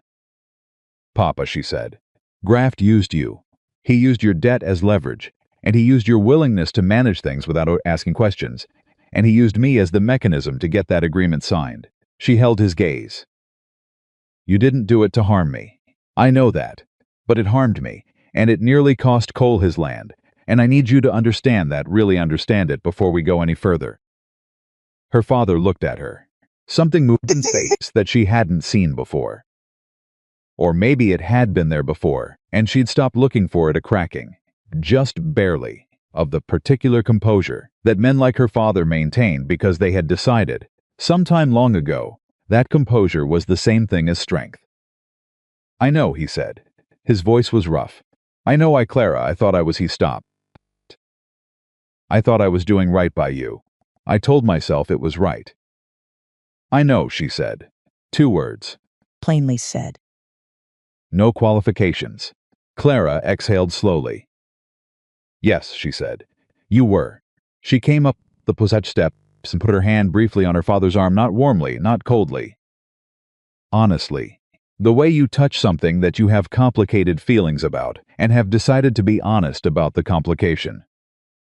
Come inside, she said. There's something you need to tell us about Graft. Ruth had made coffee. She had also, Clara noticed, positioned herself at the kitchen counter in a way that was entirely natural and completely strategic, which was one of the things Clara had come to deeply appreciate about Ruth in the past weeks. Gerald Whitfield sat at the kitchen table. Cole sat across from him. Clara stood. How much does Graft hold against you? Cole asked. Direct, no preamble, the way he asked things when the time for careful pacing was over. Her father looked at him. The debt was settled. You settled it. The original debt, Cole said. But a man like Graft doesn't close an account without keeping something. What else? A pause. Gerald Whitfield turned his hat brim over brim in his hands. Clara recognized the gesture. She'd seen Cole do the same thing at the altar, and she understood, watching her father do it now, that it was the gesture of a man who was trying to hold something still while everything around it moved. There's a second note, her father said. Signed 8 months ago. When my grain crop failed, he set the hat down. I needed operating funds for the spring. Graft's bank was the only one that would extend the credit. Cole's expression didn't change. At what terms? 30% over principal. Due in full by the 1st of October. Ruth at the counter set her cup down quietly. Elias, who had come in from the barn and was standing in the doorway with the tactical unobtrusiveness of a man who knew when something important was happening, looked at the floor. October was 8 weeks away. Can you cover it? Cole asked. Gerald Whitfield looked at his hands. No. The word sat in the kitchen like a weight. Clara looked at Cole. He was looking at her father with the steady, measuring attention she'd come to understand. Was not coldness but precision, a man calculating what was real versus what was performance, what was a problem versus what was a trap. Graft knew this would come due in October, Cole said slowly. He knew when he sent Sutter to the boarding house that even if the hearing went against him, he still had this. He has leverage over my father, Clara said, and through my father he thinks he has leverage over us. Cole looked at her. She looked back. He's wrong, she said. Clara, her father started. He's wrong, she said again, still looking at Cole. Because whatever comes next, we face it the same way we face the courthouse. Together, with everything we have on paper and nothing we're ashamed of. Cole held her gaze for a long moment. Then he turned to Gerald Whitfield. What's the property worth, he said. Your place in town. Fairval blinked. Why? Because Graff's note is secured against it, Cole said. If we know the fair value, we know whether the note is actually dangerous or whether he's inflated the terms to manufacture a crisis that looks bigger than it is. He leaned forward slightly. It's what he does. He makes men feel like the ceiling is lower than it is so they don't stand up straight. Her father looked at Cole Holt with the expression of a man encountering a version of things he hadn't considered before. The property's worth about $400, he said. The note is for $280. Cole looked at Clara. He can't take the whole property, she said immediately. Even at 30% over, the note settlement would leave equity. He knows that.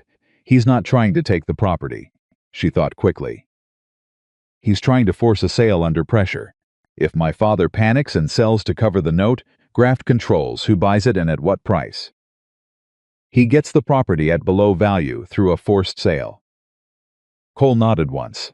So the move, he said, is to not panic. The move, Clara said, is to find another lender. Someone who isn't Graft. Someone who will refinance the note at honest terms before October, which removes Graft's deadline. That's not easy to do in 8 weeks, Cole said. No, she agreed. But it's not impossible. They looked at each other across the kitchen. Ruth, at the counter, said quietly, the Farmers Cooperative Bank in Durango. They've been lending against mountain property for 2 years. Elias used them for the East Pasture note. Elias in the doorway confirmed this with a nod. Cole looked to Clara, he said. 1 day's ride, she said. You're sure? I'm sure of the direction, she said. The rest we figure out when we get there. Her father had been sitting very still through this exchange, watching the two of them move through the problem with the particular quality of attention a man gives to something he's realizing he underestimated. He looked at his daughter at the way she stood at the center of the conversation rather than the edges. At the way across the table looked at her when she spoke, at the way neither of them performed anything for the other, but simply worked. Clara, he said. She looked at him. I was wrong about more than the agreement, he said. She held his gaze. I know, Papa, she said. We'll deal with that too. But right now we have 8 weeks and a problem to solve. Cole rode to Durango 4 days later. Clara stayed at the ranch because one of them needed to, and because there were things happening in Ridgeline that needed watching from a closer distance than Durango provided. And because Ruth's husband had come up with information that changed the shape of what they were dealing with in ways that required someone at Settler's Peak to be paying attention. The information was this. Graft had called in 2 other notes in the past week. Both held against small property owners in Ridgeline. Both due on compressed timelines. Both from men who had, in some small way, been connected to the Holt Ranch, one who sold feed, one who did occasional repair work. He was building pressure from multiple directions. Clara sat with this information and thought about it with the focused thoroughness she'd been developing since the first night she'd spread Cole's documents across the kitchen table. Then she wrote 3 letters. The first was to Judge Harmon in Morrow County, informing him of the pattern she was observing and asking whether a series of coordinated note calls against property owners by the same lending institution constituted grounds for regulatory examination. The second was to the Territorial Land Office in Denver, requesting the full record of all land and water rights transactions in which Howard Graft's bank had been involved in the past 5 years. The third was to a woman she'd taught school beside in Ridgeline, Eleanor Marsh, Calvin Marsh's wife, who was one of the sharpest people Clara had ever met, and who had been known to keep records of things that other people in town preferred weren't kept. She sent all 3 with Dodd, who rode to the postal office at the Reeves place without comment and returned with the quiet satisfaction of a man who understood he was part of something important and didn't need to be told so. When Cole came back from Durango, she showed him the letters. He read all 3. He set them down. He looked at her. "The Territorial Office request," he said. "If they respond. If they respond, we have a pattern of conduct that goes well beyond what he tried to do with our deed," she said. "We have a systematic practice. And a systematic practice involving water rights in a drought year in Colorado is not something a territorial office can afford to ignore." Cole was quiet for a moment. "You did this while I was in Durango," he said. "You were handling one problem. I was handling another." She looked at him steadily. "Is that all right?" He held her gaze. "More than all right," he said. "What happened in Durango?" He set his hat on the table, the deliberate finished gesture of a man who is done traveling and has arrived somewhere. "The cooperative agreed to refinance your father's note," he said, "at 8% over 18 months. He signs the paperwork next week." Clara let out a slow breath. "Graft loses his October deadline," she said. "Yes. He'll know you were behind it. He'll know," Cole said. "And he'll know we knew what he was doing and moved around it anyway." He looked at her. "That's the point." She nodded. "How did you convince the cooperative? My father isn't the most straightforward credit risk." Cole was quiet for a beat. "I guaranteed the note," he said. Clara stared at him. "If your father defaults, the ranch covers it," Cole said simply. The cooperative needed security. The ranch is solid security. He held her gaze without apology or performance. "Your father is family, Clara. Whatever else is complicated about it, that part isn't." She looked at him. The word landed differently than it had before she'd come to this mountain. Family. She'd grown up with it, meaning obligation, the weight of other people's decisions on her shoulders, the expectation of compliance dressed up as love. She'd spent 19 years in a house where family meant being managed by the people who said they were protecting you. Cole said it like it meant something you chose to stand behind. "You didn't have to do that," she said. "I know," he said. She looked at her hands on the table, then back at him. "Thank you," she said. He nodded once. "We're not done," he said. "Graft still has—" "I know," she said. "But this was the right thing to do. And right things should be named before we move to the next problem." He looked at her for a moment. "All right," he said. "Thank you," she said again, and this time he held her gaze and didn't deflect it and said quietly, "You're welcome, Clara." Eleanor Marsh's response came 12 days later. Clara read it at the kitchen table while Cole stood at the counter with his coffee, and by the time she reached the 3rd paragraph, she had stopped breathing in the controlled way and was simply reading. She set the letter down. "Eleanor," she said, "she kept records. Going back 4 years." She looked at Cole. "Graft has called in notes against 7 separate property owners in Ridgeline in the past 3 years. Every one of them, every single one owned property that either bordered water access or held some connection to land along the creek corridor." She pressed her hand flat on the letter. "He's been assembling a map, small piece by small piece. Every forced sale, Every note he collected on edges him closer to controlling the full water route from the mountain through the valley. Cole set down his coffee cup. The kitchen was very still. "He's been planning this for 4 years," Cole said. "At least," Clara said. "And our deed, your deed, the north section with the creek corridor, that's the piece that completes it. Without it, the rest of what he's assembled doesn't connect." "That's why he couldn't just buy it," Cole said slowly. "I would never have sold. So he needed to manufacture a legal mechanism to take it. And when that failed," Clara said, "he went after my father's note." Another angle, another pressure. She looked at him. "But Eleanor's records, this is the pattern. This is what I asked Judge Harmon about. This is what the territorial office needs to see." She was already reaching for paper. Cole watched her write. He watched the particular focused efficiency she brought to it, no wasted motion, no second guessing, the way she'd learned to work since the first day she'd come into the kitchen and said, "I'm not here to sit." She had filled this house in ways he was still accounting for. Not just the reorganized shelves and the updated ledger and the fence posts. The way Ruth came up more often now and stayed longer. The way Elias and Dodd ate supper with the particular ease of men who felt for the first time in a while that the place they worked was being properly held. The way Settlers Peak, which had been a functioning ranch for 7 years, had begun, in the past 2 months, to feel like something more than functional. "Clara," he said. She kept writing. I need to say something." She paused, looked up. He was standing at the counter with his arms crossed and his jaw doing the thing it did when he was managing something large. She had catalogued that expression 100 times by now and knew it was honesty preparing itself.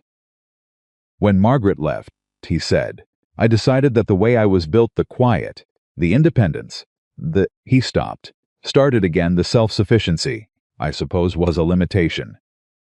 Something that made me unsuitable for the kind of life that involves another person." He looked at her steadily. "I built the ranch around that conclusion. I stopped leaving space for anything that might contradict it." Clara set down her pen. "And now," she said, "I think I was wrong." He held her gaze. "Not about being quiet, not about the way I'm built, but about what it means for what's possible." He paused.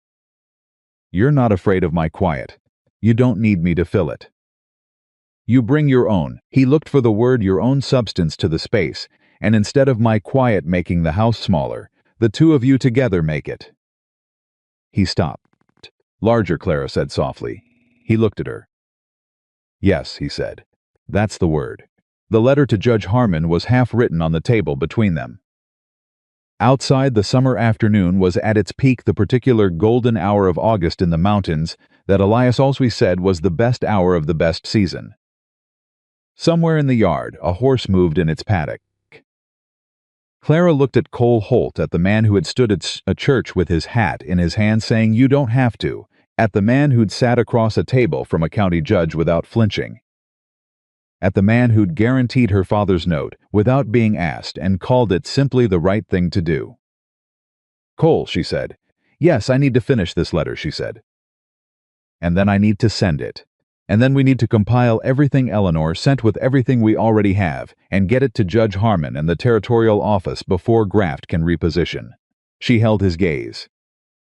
"But after that," he said carefully. "I want to have a conversation," she said, "about what this is. About what we're building here." She kept her eyes on his. "Not the ranch, not the legal situation, the other thing." The quiet that followed was different from all the other quiets she'd learned in this house. Fuller, more deliberate. "All right," Cole said. His voice was low. "After." She picked up her pen. She finished the letter. The territorial office responded in 3 weeks. The response was 4 pages long and addressed to Judge Harmon, with a copy forwarded to Settlers Peak. And it contained language that Clara read standing at the kitchen counter, and then read again sitting down, and then read a third time to make sure she'd understood it correctly.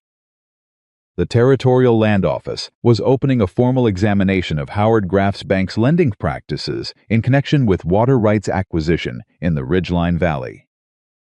The examination would include review of all note transactions, all property transfers, and all legal proceedings associated with the bank in the past 6 years. All parties with outstanding claims against Graff's bank were advised that enforcement of those claims was stayed pending the outcome of the examination. Clara set the letter on the table. Cole read it, he set it down. He looked at her. Eleanor's records, she said, and Judge Harmon's referral. And the pattern. She looked at the letter. He overextended. He was so certain of the mechanism that he moved too fast and too far, and when the mechanism failed, he pressed harder in too many directions at once, and the pressure he created in 7 different places left 7 different records.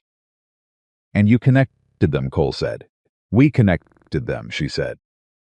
He shook his head slightly, the small, involuntary motion of a man correcting himself on something he keeps getting wrong the same way. Clara, he said, you walked in here 8 weeks ago in a dress that didn't fit, and he stopped. He picked up his coffee cup. He set it back down. He looked at her with the full, undefended directness that she had learned was the most honest thing about him. You saved this place. Clara looked at him. You gave me a place to stand, she said. I told you I'd be getting steadier. You're not just steady, he said. He stopped. I'm what, she asked. He looked at her for a long moment.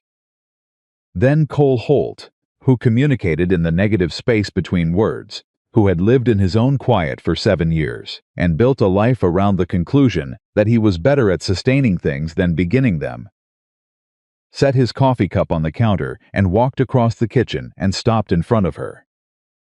He looked at her. You're what I didn't know I was leaving room for, he said. The kitchen held its breath. Clara looked up at him at the steady dark eyes and the jaw and the man who had never once, not one single time in 8 weeks, asked her to be smaller or quieter or more convenient than she was. That's either very wise, she said, or a very complicated way of saying something simple. The corner of his mouth moved, more than it had on the wagon road 2 months ago. Enough to be unambiguous. I'm working on the simple part, he said. She reached up and put her hand against his jaw carefully, the way you touch something you've been learning the weight of and have finally decided you know well enough to hold. He went very still. Try, she said. He covered her hand with his. I love you, he said. 3 words. No preamble. No qualifications. Set down plainly in the kitchen of a mountain ranch on a summer afternoon, the way he set everything down with the full weight of a man who meant what he said, and had been waiting until he was certain before he said it. Clara felt something move in her chest that was nothing like the small giving way in the church, and nothing like the steadying on the courthouse steps. It was larger than both. More permanent, she said softly. He looked at her. I've known for a while, she said. I was waiting for you to know or to say it.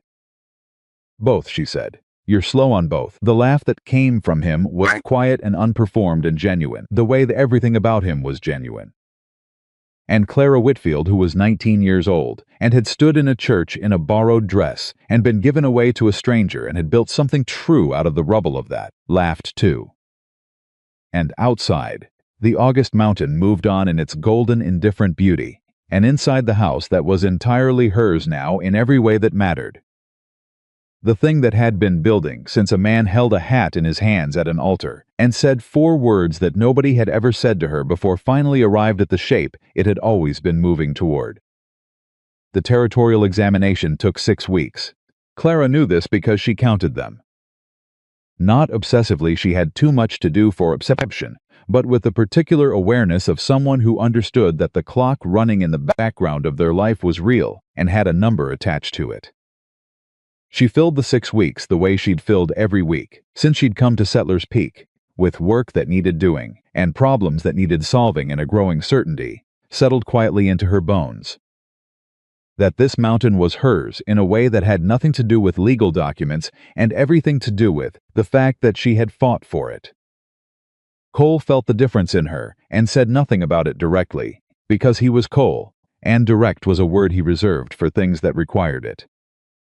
But she caught him watching her, sometimes across the kitchen, across the yard, across the dinner table where Elias and Dodd had stopped performing good behavior and had settled into the comfortable ease of men who had accepted that the woman at the head of the table was simply part of the ranch now. Same as the fence line and the creek and the summer sky. Ruth came up twice a week. She had stopped pretending there was always a practical reason. Clara's father came once, on a Thursday, with his hat in his hands and a quietness about him that was different from his old quietness, less managed, more honest.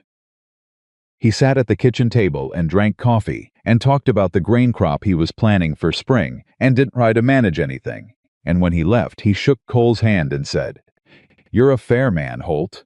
And Cole said, "So are you, Gerald." When you let yourself be, and her father looked at the ground for a moment and then nodded and rode back down the mountain. Clara watched him go from the porch. Cole came to stand beside her. "That's the most honest thing he's ever said to you," she said. "It's a start," Cole said.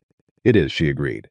She leaned her shoulder against his arm briefly, naturally, the way people do when they have stopped performing proximity and simply arrived at it. He didn't move away, neither did she. The summons from Judge Harmon came on a Monday.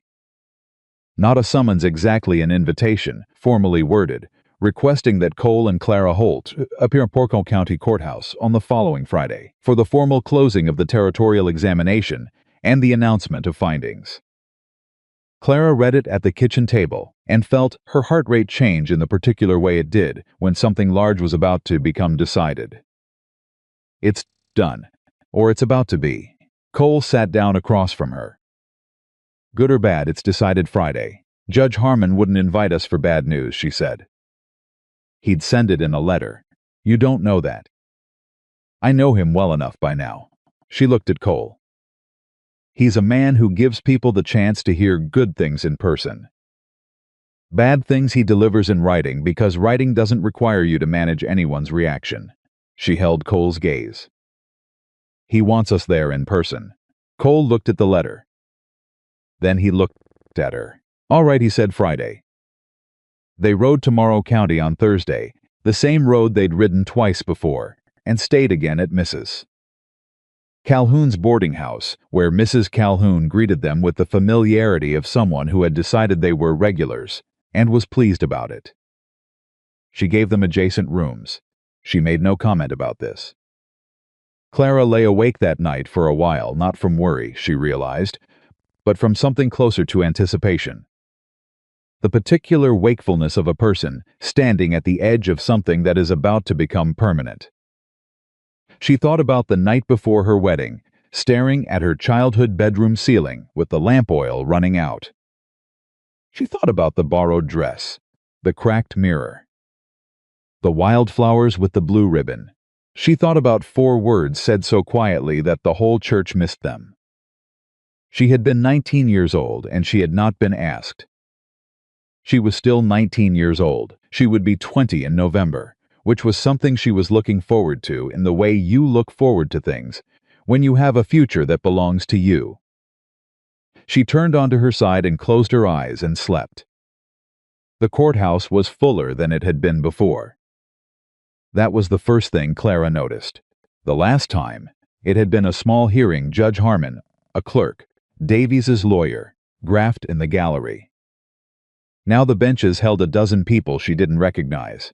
2 men in suits that said Territorial Office without requiring identification, and in the front row on the left, Eleanor Marsh, who caught Clara's eye and gave her a small, deliberate nod.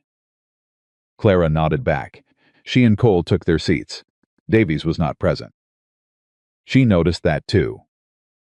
Judge Harmon entered and the room stood and settled, and he looked out over it with the measured authority of a man who had been making consequential decisions for 30 years and had not yet made peace with how much they mattered. This proceeding represents the formal close of the Territorial Land Office examination into the lending and property acquisition practices of the First Ridgeline Bank and Trust. Howard Graft, principal, he said. "I'll be direct." Clara folded her hands in her lap. The examination found a systematic pattern of predatory note practices targeting property owners in the Ridgeline Valley over a period of no less than 6 years, Judge Harmon said. Specifically, the bank extended credit at usurious terms to landowners along the creek corridor, then enforced those notes on compressed and, in several cases, artificially accelerated timelines, with the intent of acquiring water rights through forced property transfer. He paused. The examination further found that the legal challenge filed against the Holt land deed in this county was without merit and was known to be without merit at the time of filing. It was filed with the intent of triggering a clause in a separate private agreement, a clause that had been inserted into that agreement by the bank's legal counsel without disclosure of its purpose or mechanism to all signing parties. The room was very quiet. Howard Graft's banking license has been suspended by the Territorial Office pending full legal proceedings, Judge Harmon said. All outstanding notes held by the First Ridgeline Bank and Trust are stayed. Property owners against whom enforcement actions were initiated in the past 18 months are advised to contact this court for individual review. He looked up from his papers. The Holt land deed stands. The water rights attached to the north section of Settlers Peak are confirmed and uncontested. The fraudulent clause in the marriage agreement, having been voided by this court at a prior proceeding, remains void. He set his papers down. He looked at Clara. Mrs. Holt, he said. The Territorial Office requested that I convey their acknowledgement that the pattern of conduct identified in this examination was first brought to their attention through documentation assembled and submitted by a private citizen. He paused. Specifically you. Eleanor Marr in the front row was not hiding her expression. Clara kept hers steady. I had a great deal of help, Your Honor.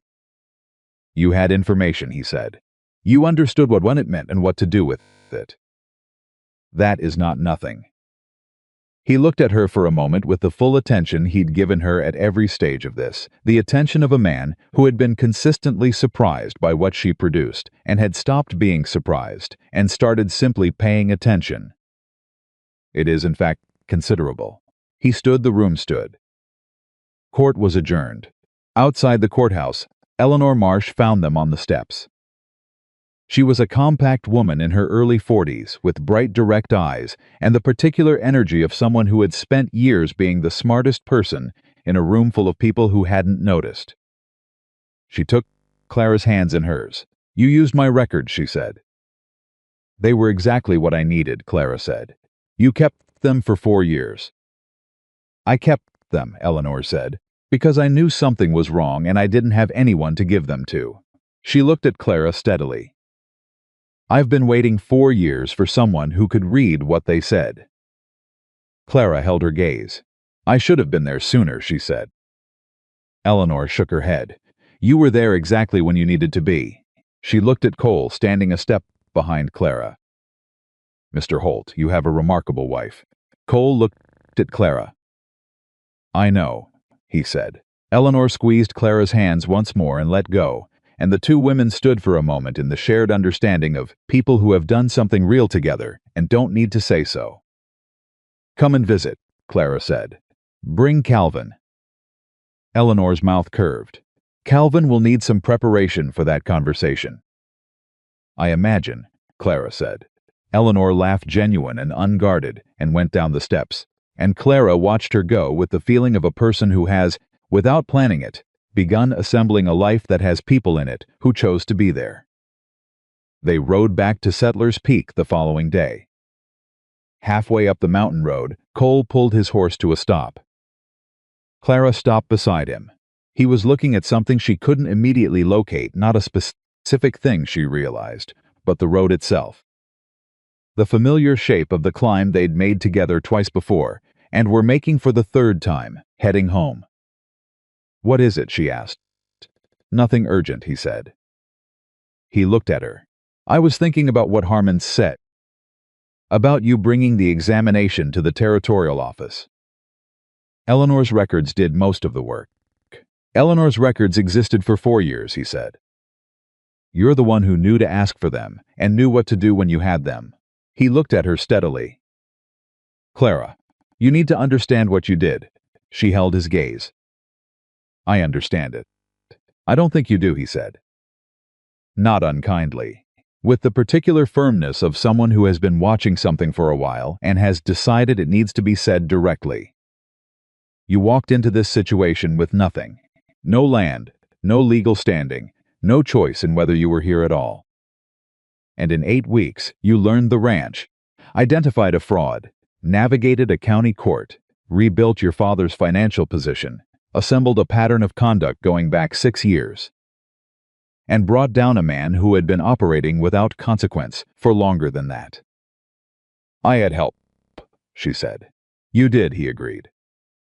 And you knew how to use it. That's different from luck and different from circumstance. He looked at her with the full, undefended honesty she had come to understand was the most essential thing about him. You are the most capable person I have ever shared a room with. And I have been trying to find the right moment to say that without it sounding like something smaller than what I mean. The mountain road was quiet around them. The horses shifted. Clara looked at Cole Holt at the steady dark eyes, and the jaw and the hat and the man who carried his feelings with the same careful deliberateness he carried everything. Who had spent 7 years building a life that left no blank spaces and had found, despite himself, that she had filled every one of them, without being asked and without apology. That, she said, is the least complicated thing you've ever said to me. He looked at her. I'm improving, he said. She laughed. He smiled fully, unguarded, the smile of a man who had not smiled like that in a long time and was finding, to his apparent mild surprise, that he remembered how. They rode on up the mountain. Graff's trial began in October. Clara followed it through letters from Judge Harmon and through Eleanor, who attended every session and wrote detailed accounts in her precise, methodical hand. She read them at the kitchen table in the evenings, while Cole worked on the ledger, and the fire ran low, and the mountains settled into the first edges of autumn. Davies testified. He had, in the end, made the calculation that men like Davies always made when the structure beneath them began to give. He had decided that his own position was more important than Graft's, and had cooperated with the territorial investigation with a thoroughness that suggested he had been afraid of Graft for longer than he'd been loyal to him. His testimony laid out the full architecture of what Graft had built, the coordinated note strategy, the legal mechanism inserted into the marriage agreement, the plan to control the full creek corridor, the names of the other property owners who had been targeted. 7 families, 7 notes called in over 6 years. 3 of them had lost property they shouldn't have. When Clara read that, she set Eleanor's letter down and sat with it for a while. Cole looked up from the ledger. 3 families, she said. Yes, they lost property they shouldn't have, before any of this was uncovered. Before Eleanor's records mattered to anyone. Yes. She looked at the fire. What happens to them? Cole was quiet for a moment. The territorial ruling includes a restitution provision. Property transfers made under the fraudulent note scheme can be contested. It's not guaranteed there are legal complexities, but the mechanism is there. Someone needs to help them navigate it, Clara said. Cole looked at her. Someone who knows how to read documents, he said carefully. Who understands what a legal mechanism is designed to do versus what it appears to do. Clara looked at him. I'm not a lawyer, she said. No, he agreed. But you know how to find the center of a thing. He held her gaze. And you know how to explain it to people who've been made, to feel like the ceiling is lower than it is. She sat with that. Eleanor would help, she said slowly. She knows these families. She knows the records. She would, Cole agreed. And Judge Harmon's office has the territorial documentation. It does. Clara looked at her hands, then at Cole. Then at the letter on the table.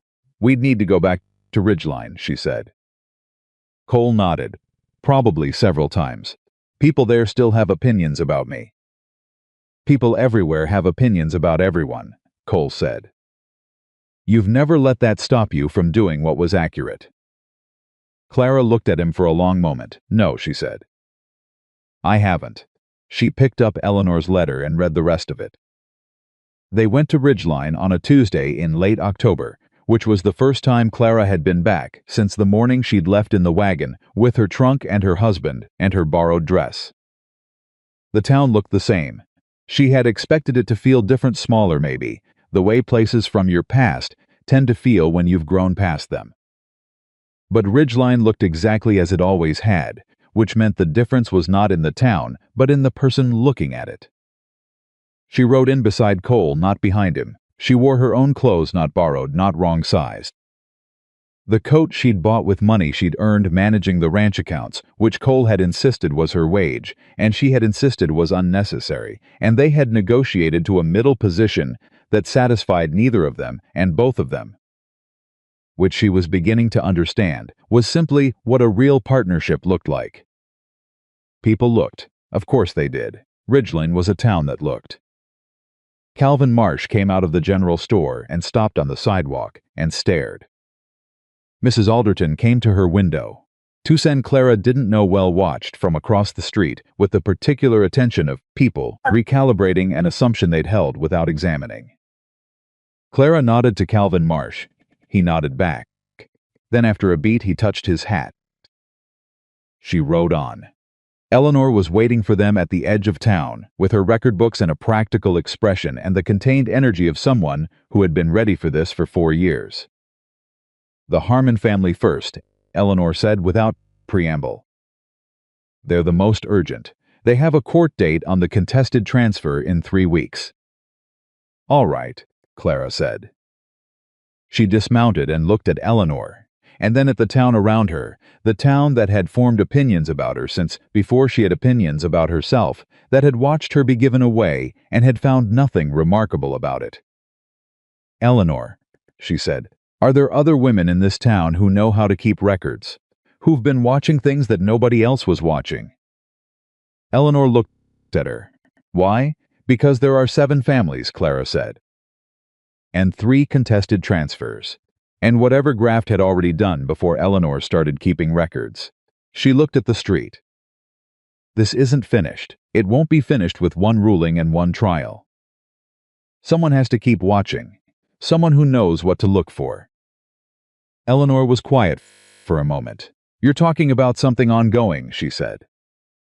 "I'm talking," Clara said, "about not waiting 4 years for the right person to walk in. About building something that doesn't depend on one person walking in at the right moment." Eleanor looked at her. "How many women do you need?" she asked. "As many as are willing," Clara said. The Harmon family's contested transfer was successfully challenged in the Morrow County Court in November. 3 weeks after Clara and Eleanor laid out the documentation before a territorial adjudicator who had been specifically assigned to the graft restitution cases and who read their brief with the focused attention of someone who has been handed something organized and is grateful for it. The Harmons got their property back. Clara heard about it through a letter that arrived on a Wednesday morning and that she read standing at the kitchen counter and then carried to the barn where Cole was working. Because some things needed to be said to the person you wanted to say them to, rather than held privately in the kitchen. She handed him the letter. He read it. He handed it back. "1," he said. "2 more pending," she said. "And Eleanor has identified a 4th case that wasn't in the original examination. A woman named Hester Crane who sold her property to Graft's associate 2 years ago under what looked like a voluntary sale but wasn't," Cole said. "There was a note called in the week before." Under pressure. Clara looked at the letter in her hand. She didn't know she could have contested it. "She knows now," Cole said. "Eleanor went to see her last week." Clara folded the letter. "She knows now." Cole was quiet for a moment. "You built something," he said. Clara looked at him. "We built something," she said. He tilted his head slightly. The small gesture, she'd learned, meant he was accepting a correction, but had something else to say about it. "The ranch," he said, "I built. I'll accept the we on what comes next, but the ranch," he paused, "I built that alone, and it was functional, and it held But he looked for the word, it was only as large as one person's silence. She looked at him. And now, she said, he met her eyes. And now, he said, it's as large as whatever we decide to make it. Howard Graft was convicted in December. The territorial court found him guilty on 11 counts of fraudulent lending practice, 4 counts of deliberate legal misrepresentation, and 2 counts of conspiracy to commit property fraud. His bank was dissolved. His assets were placed in a restitution fund administered by the Morrow County Court. Judge Harmon sent a copy of the ruling to Settlers Peak with a handwritten note at the bottom that said simply, "Well done, Harmon." Clara pinned it to the cabinet above the kitchen counter. Cole came in and looked at it. "You're keeping it," he said. "I'm keeping it," she said. "All right." He sat down at the table.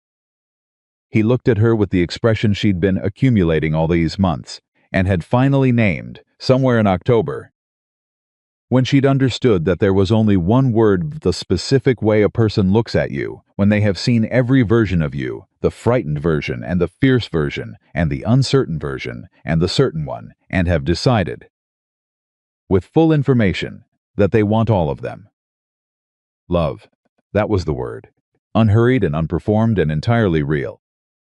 "Clara," he said, I want to ask you something." She turned from the cabinet. She looked at him, at the man sitting at the kitchen table in the house on the mountain that had started as a transaction and become, through work and honesty, and the particular alchemy of 2 people deciding to stop performing and simply be what they were, the truest place she'd ever stood. "Ask," she said. He reached into his coat pocket. He set something on the table between them.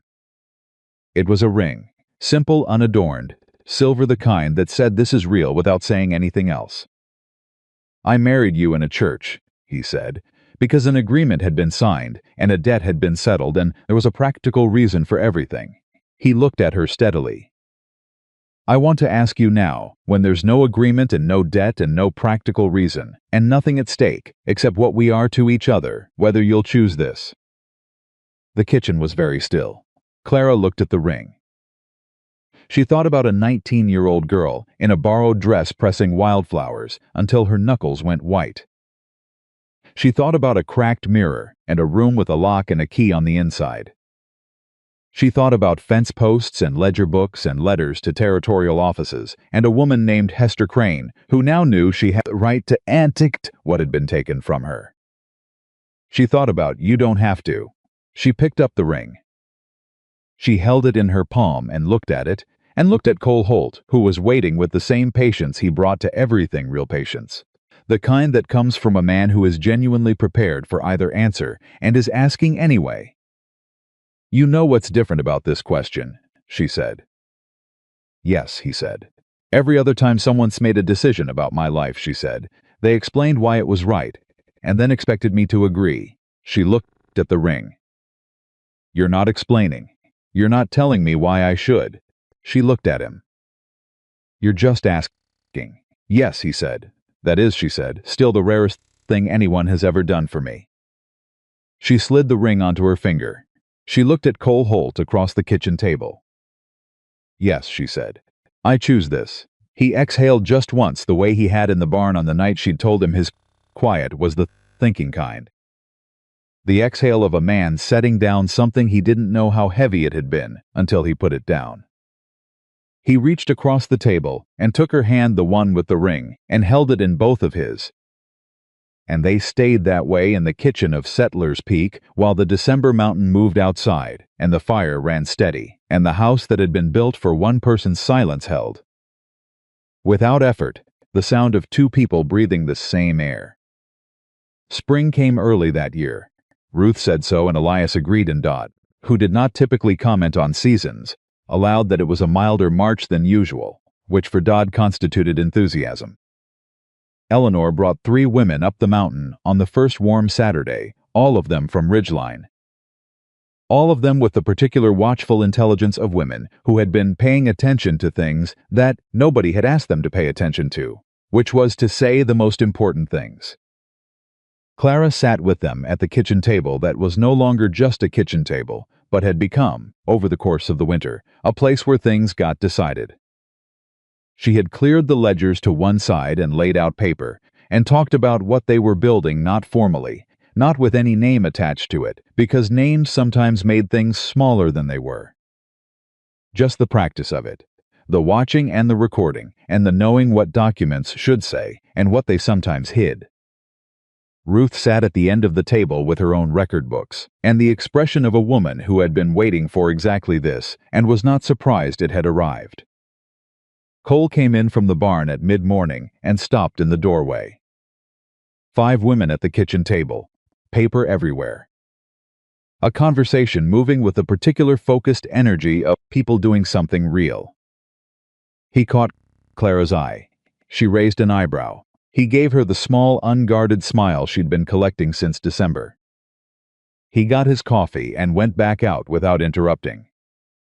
One of Eleanor's women, a younger one, perhaps 25, named Josie, who had the sharpness of someone who had been underestimated her entire life and was done tolerating it, watched him go and said to Clara, quietly, "He doesn't need to be in the middle of it." "No," Clara said. "Most men do," Josie said. "I know," Clara said. "That's why I noticed." By summer, 2 more restitution cases had been successfully resolved. By fall, Eleanor's network had expanded to include women in 3 neighboring towns, all of them keeping records, all of them knowing what to look for and who to contact when they found it. Clara rode to Ridgeline twice a month. She rode back up the mountain each time with the feeling of a person who has a place to return to, not a refuge, not an escape, but a home.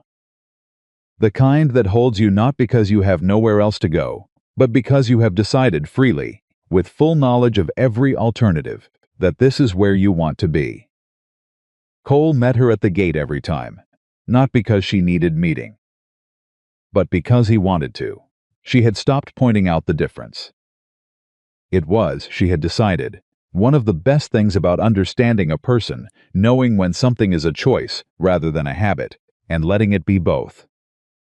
On a Tuesday evening in August, exactly 1 year from the day she'd ridden up the mountain in a wagon with her trunk and her borrowed dress and her tightly held breath, Clara stood on the porch of Settler's Peak and looked at the sky going dark above the ridgeline.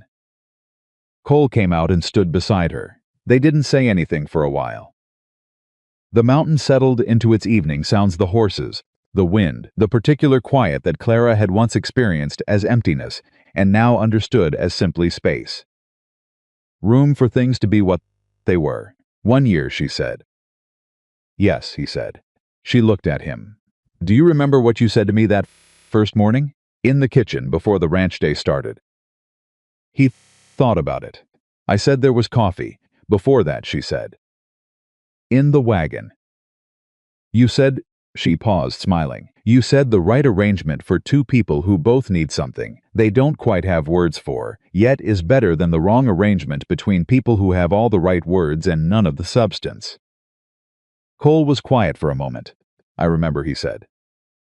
"You were right," she said. "I didn't know it then." "But you were." He looked at her. "Clara," he said. Do you have words for it now?" She looked at the ridgeline. At the first stars. At the dark shape of the mountain that had been a place people went to disappear, and had become, for the 2 of them, something entirely different. She thought about a 19-year-old girl who had not been asked. She thought about a woman of 20 who had learned that being asked was only the beginning, that the real work was in knowing your own answer, and in finding the courage to say it plainly to someone who was genuinely prepared to hear it. She looked at Cole Holt. "Home," she said. "That's the word. That's all it ever was." He put his arm around her and she leaned into him, and they stood on the porch of Settler's Peak while the Colorado summer turned to evening around them. And the mountain held in the way. Mountains hold the things that are built to last, without ceremony, without condition, and without any intention of letting go. Clara Whitfield had walked into a church in a borrowed dress at 19 years old and had not been asked. She had asked herself every question that mattered since then, and she had answered every one of them honestly. And she had built out of a transaction and a locked door and 4 words no one else heard: a life that was entirely, irrevocably, and joyfully her own. That was not a small thing. That was everything.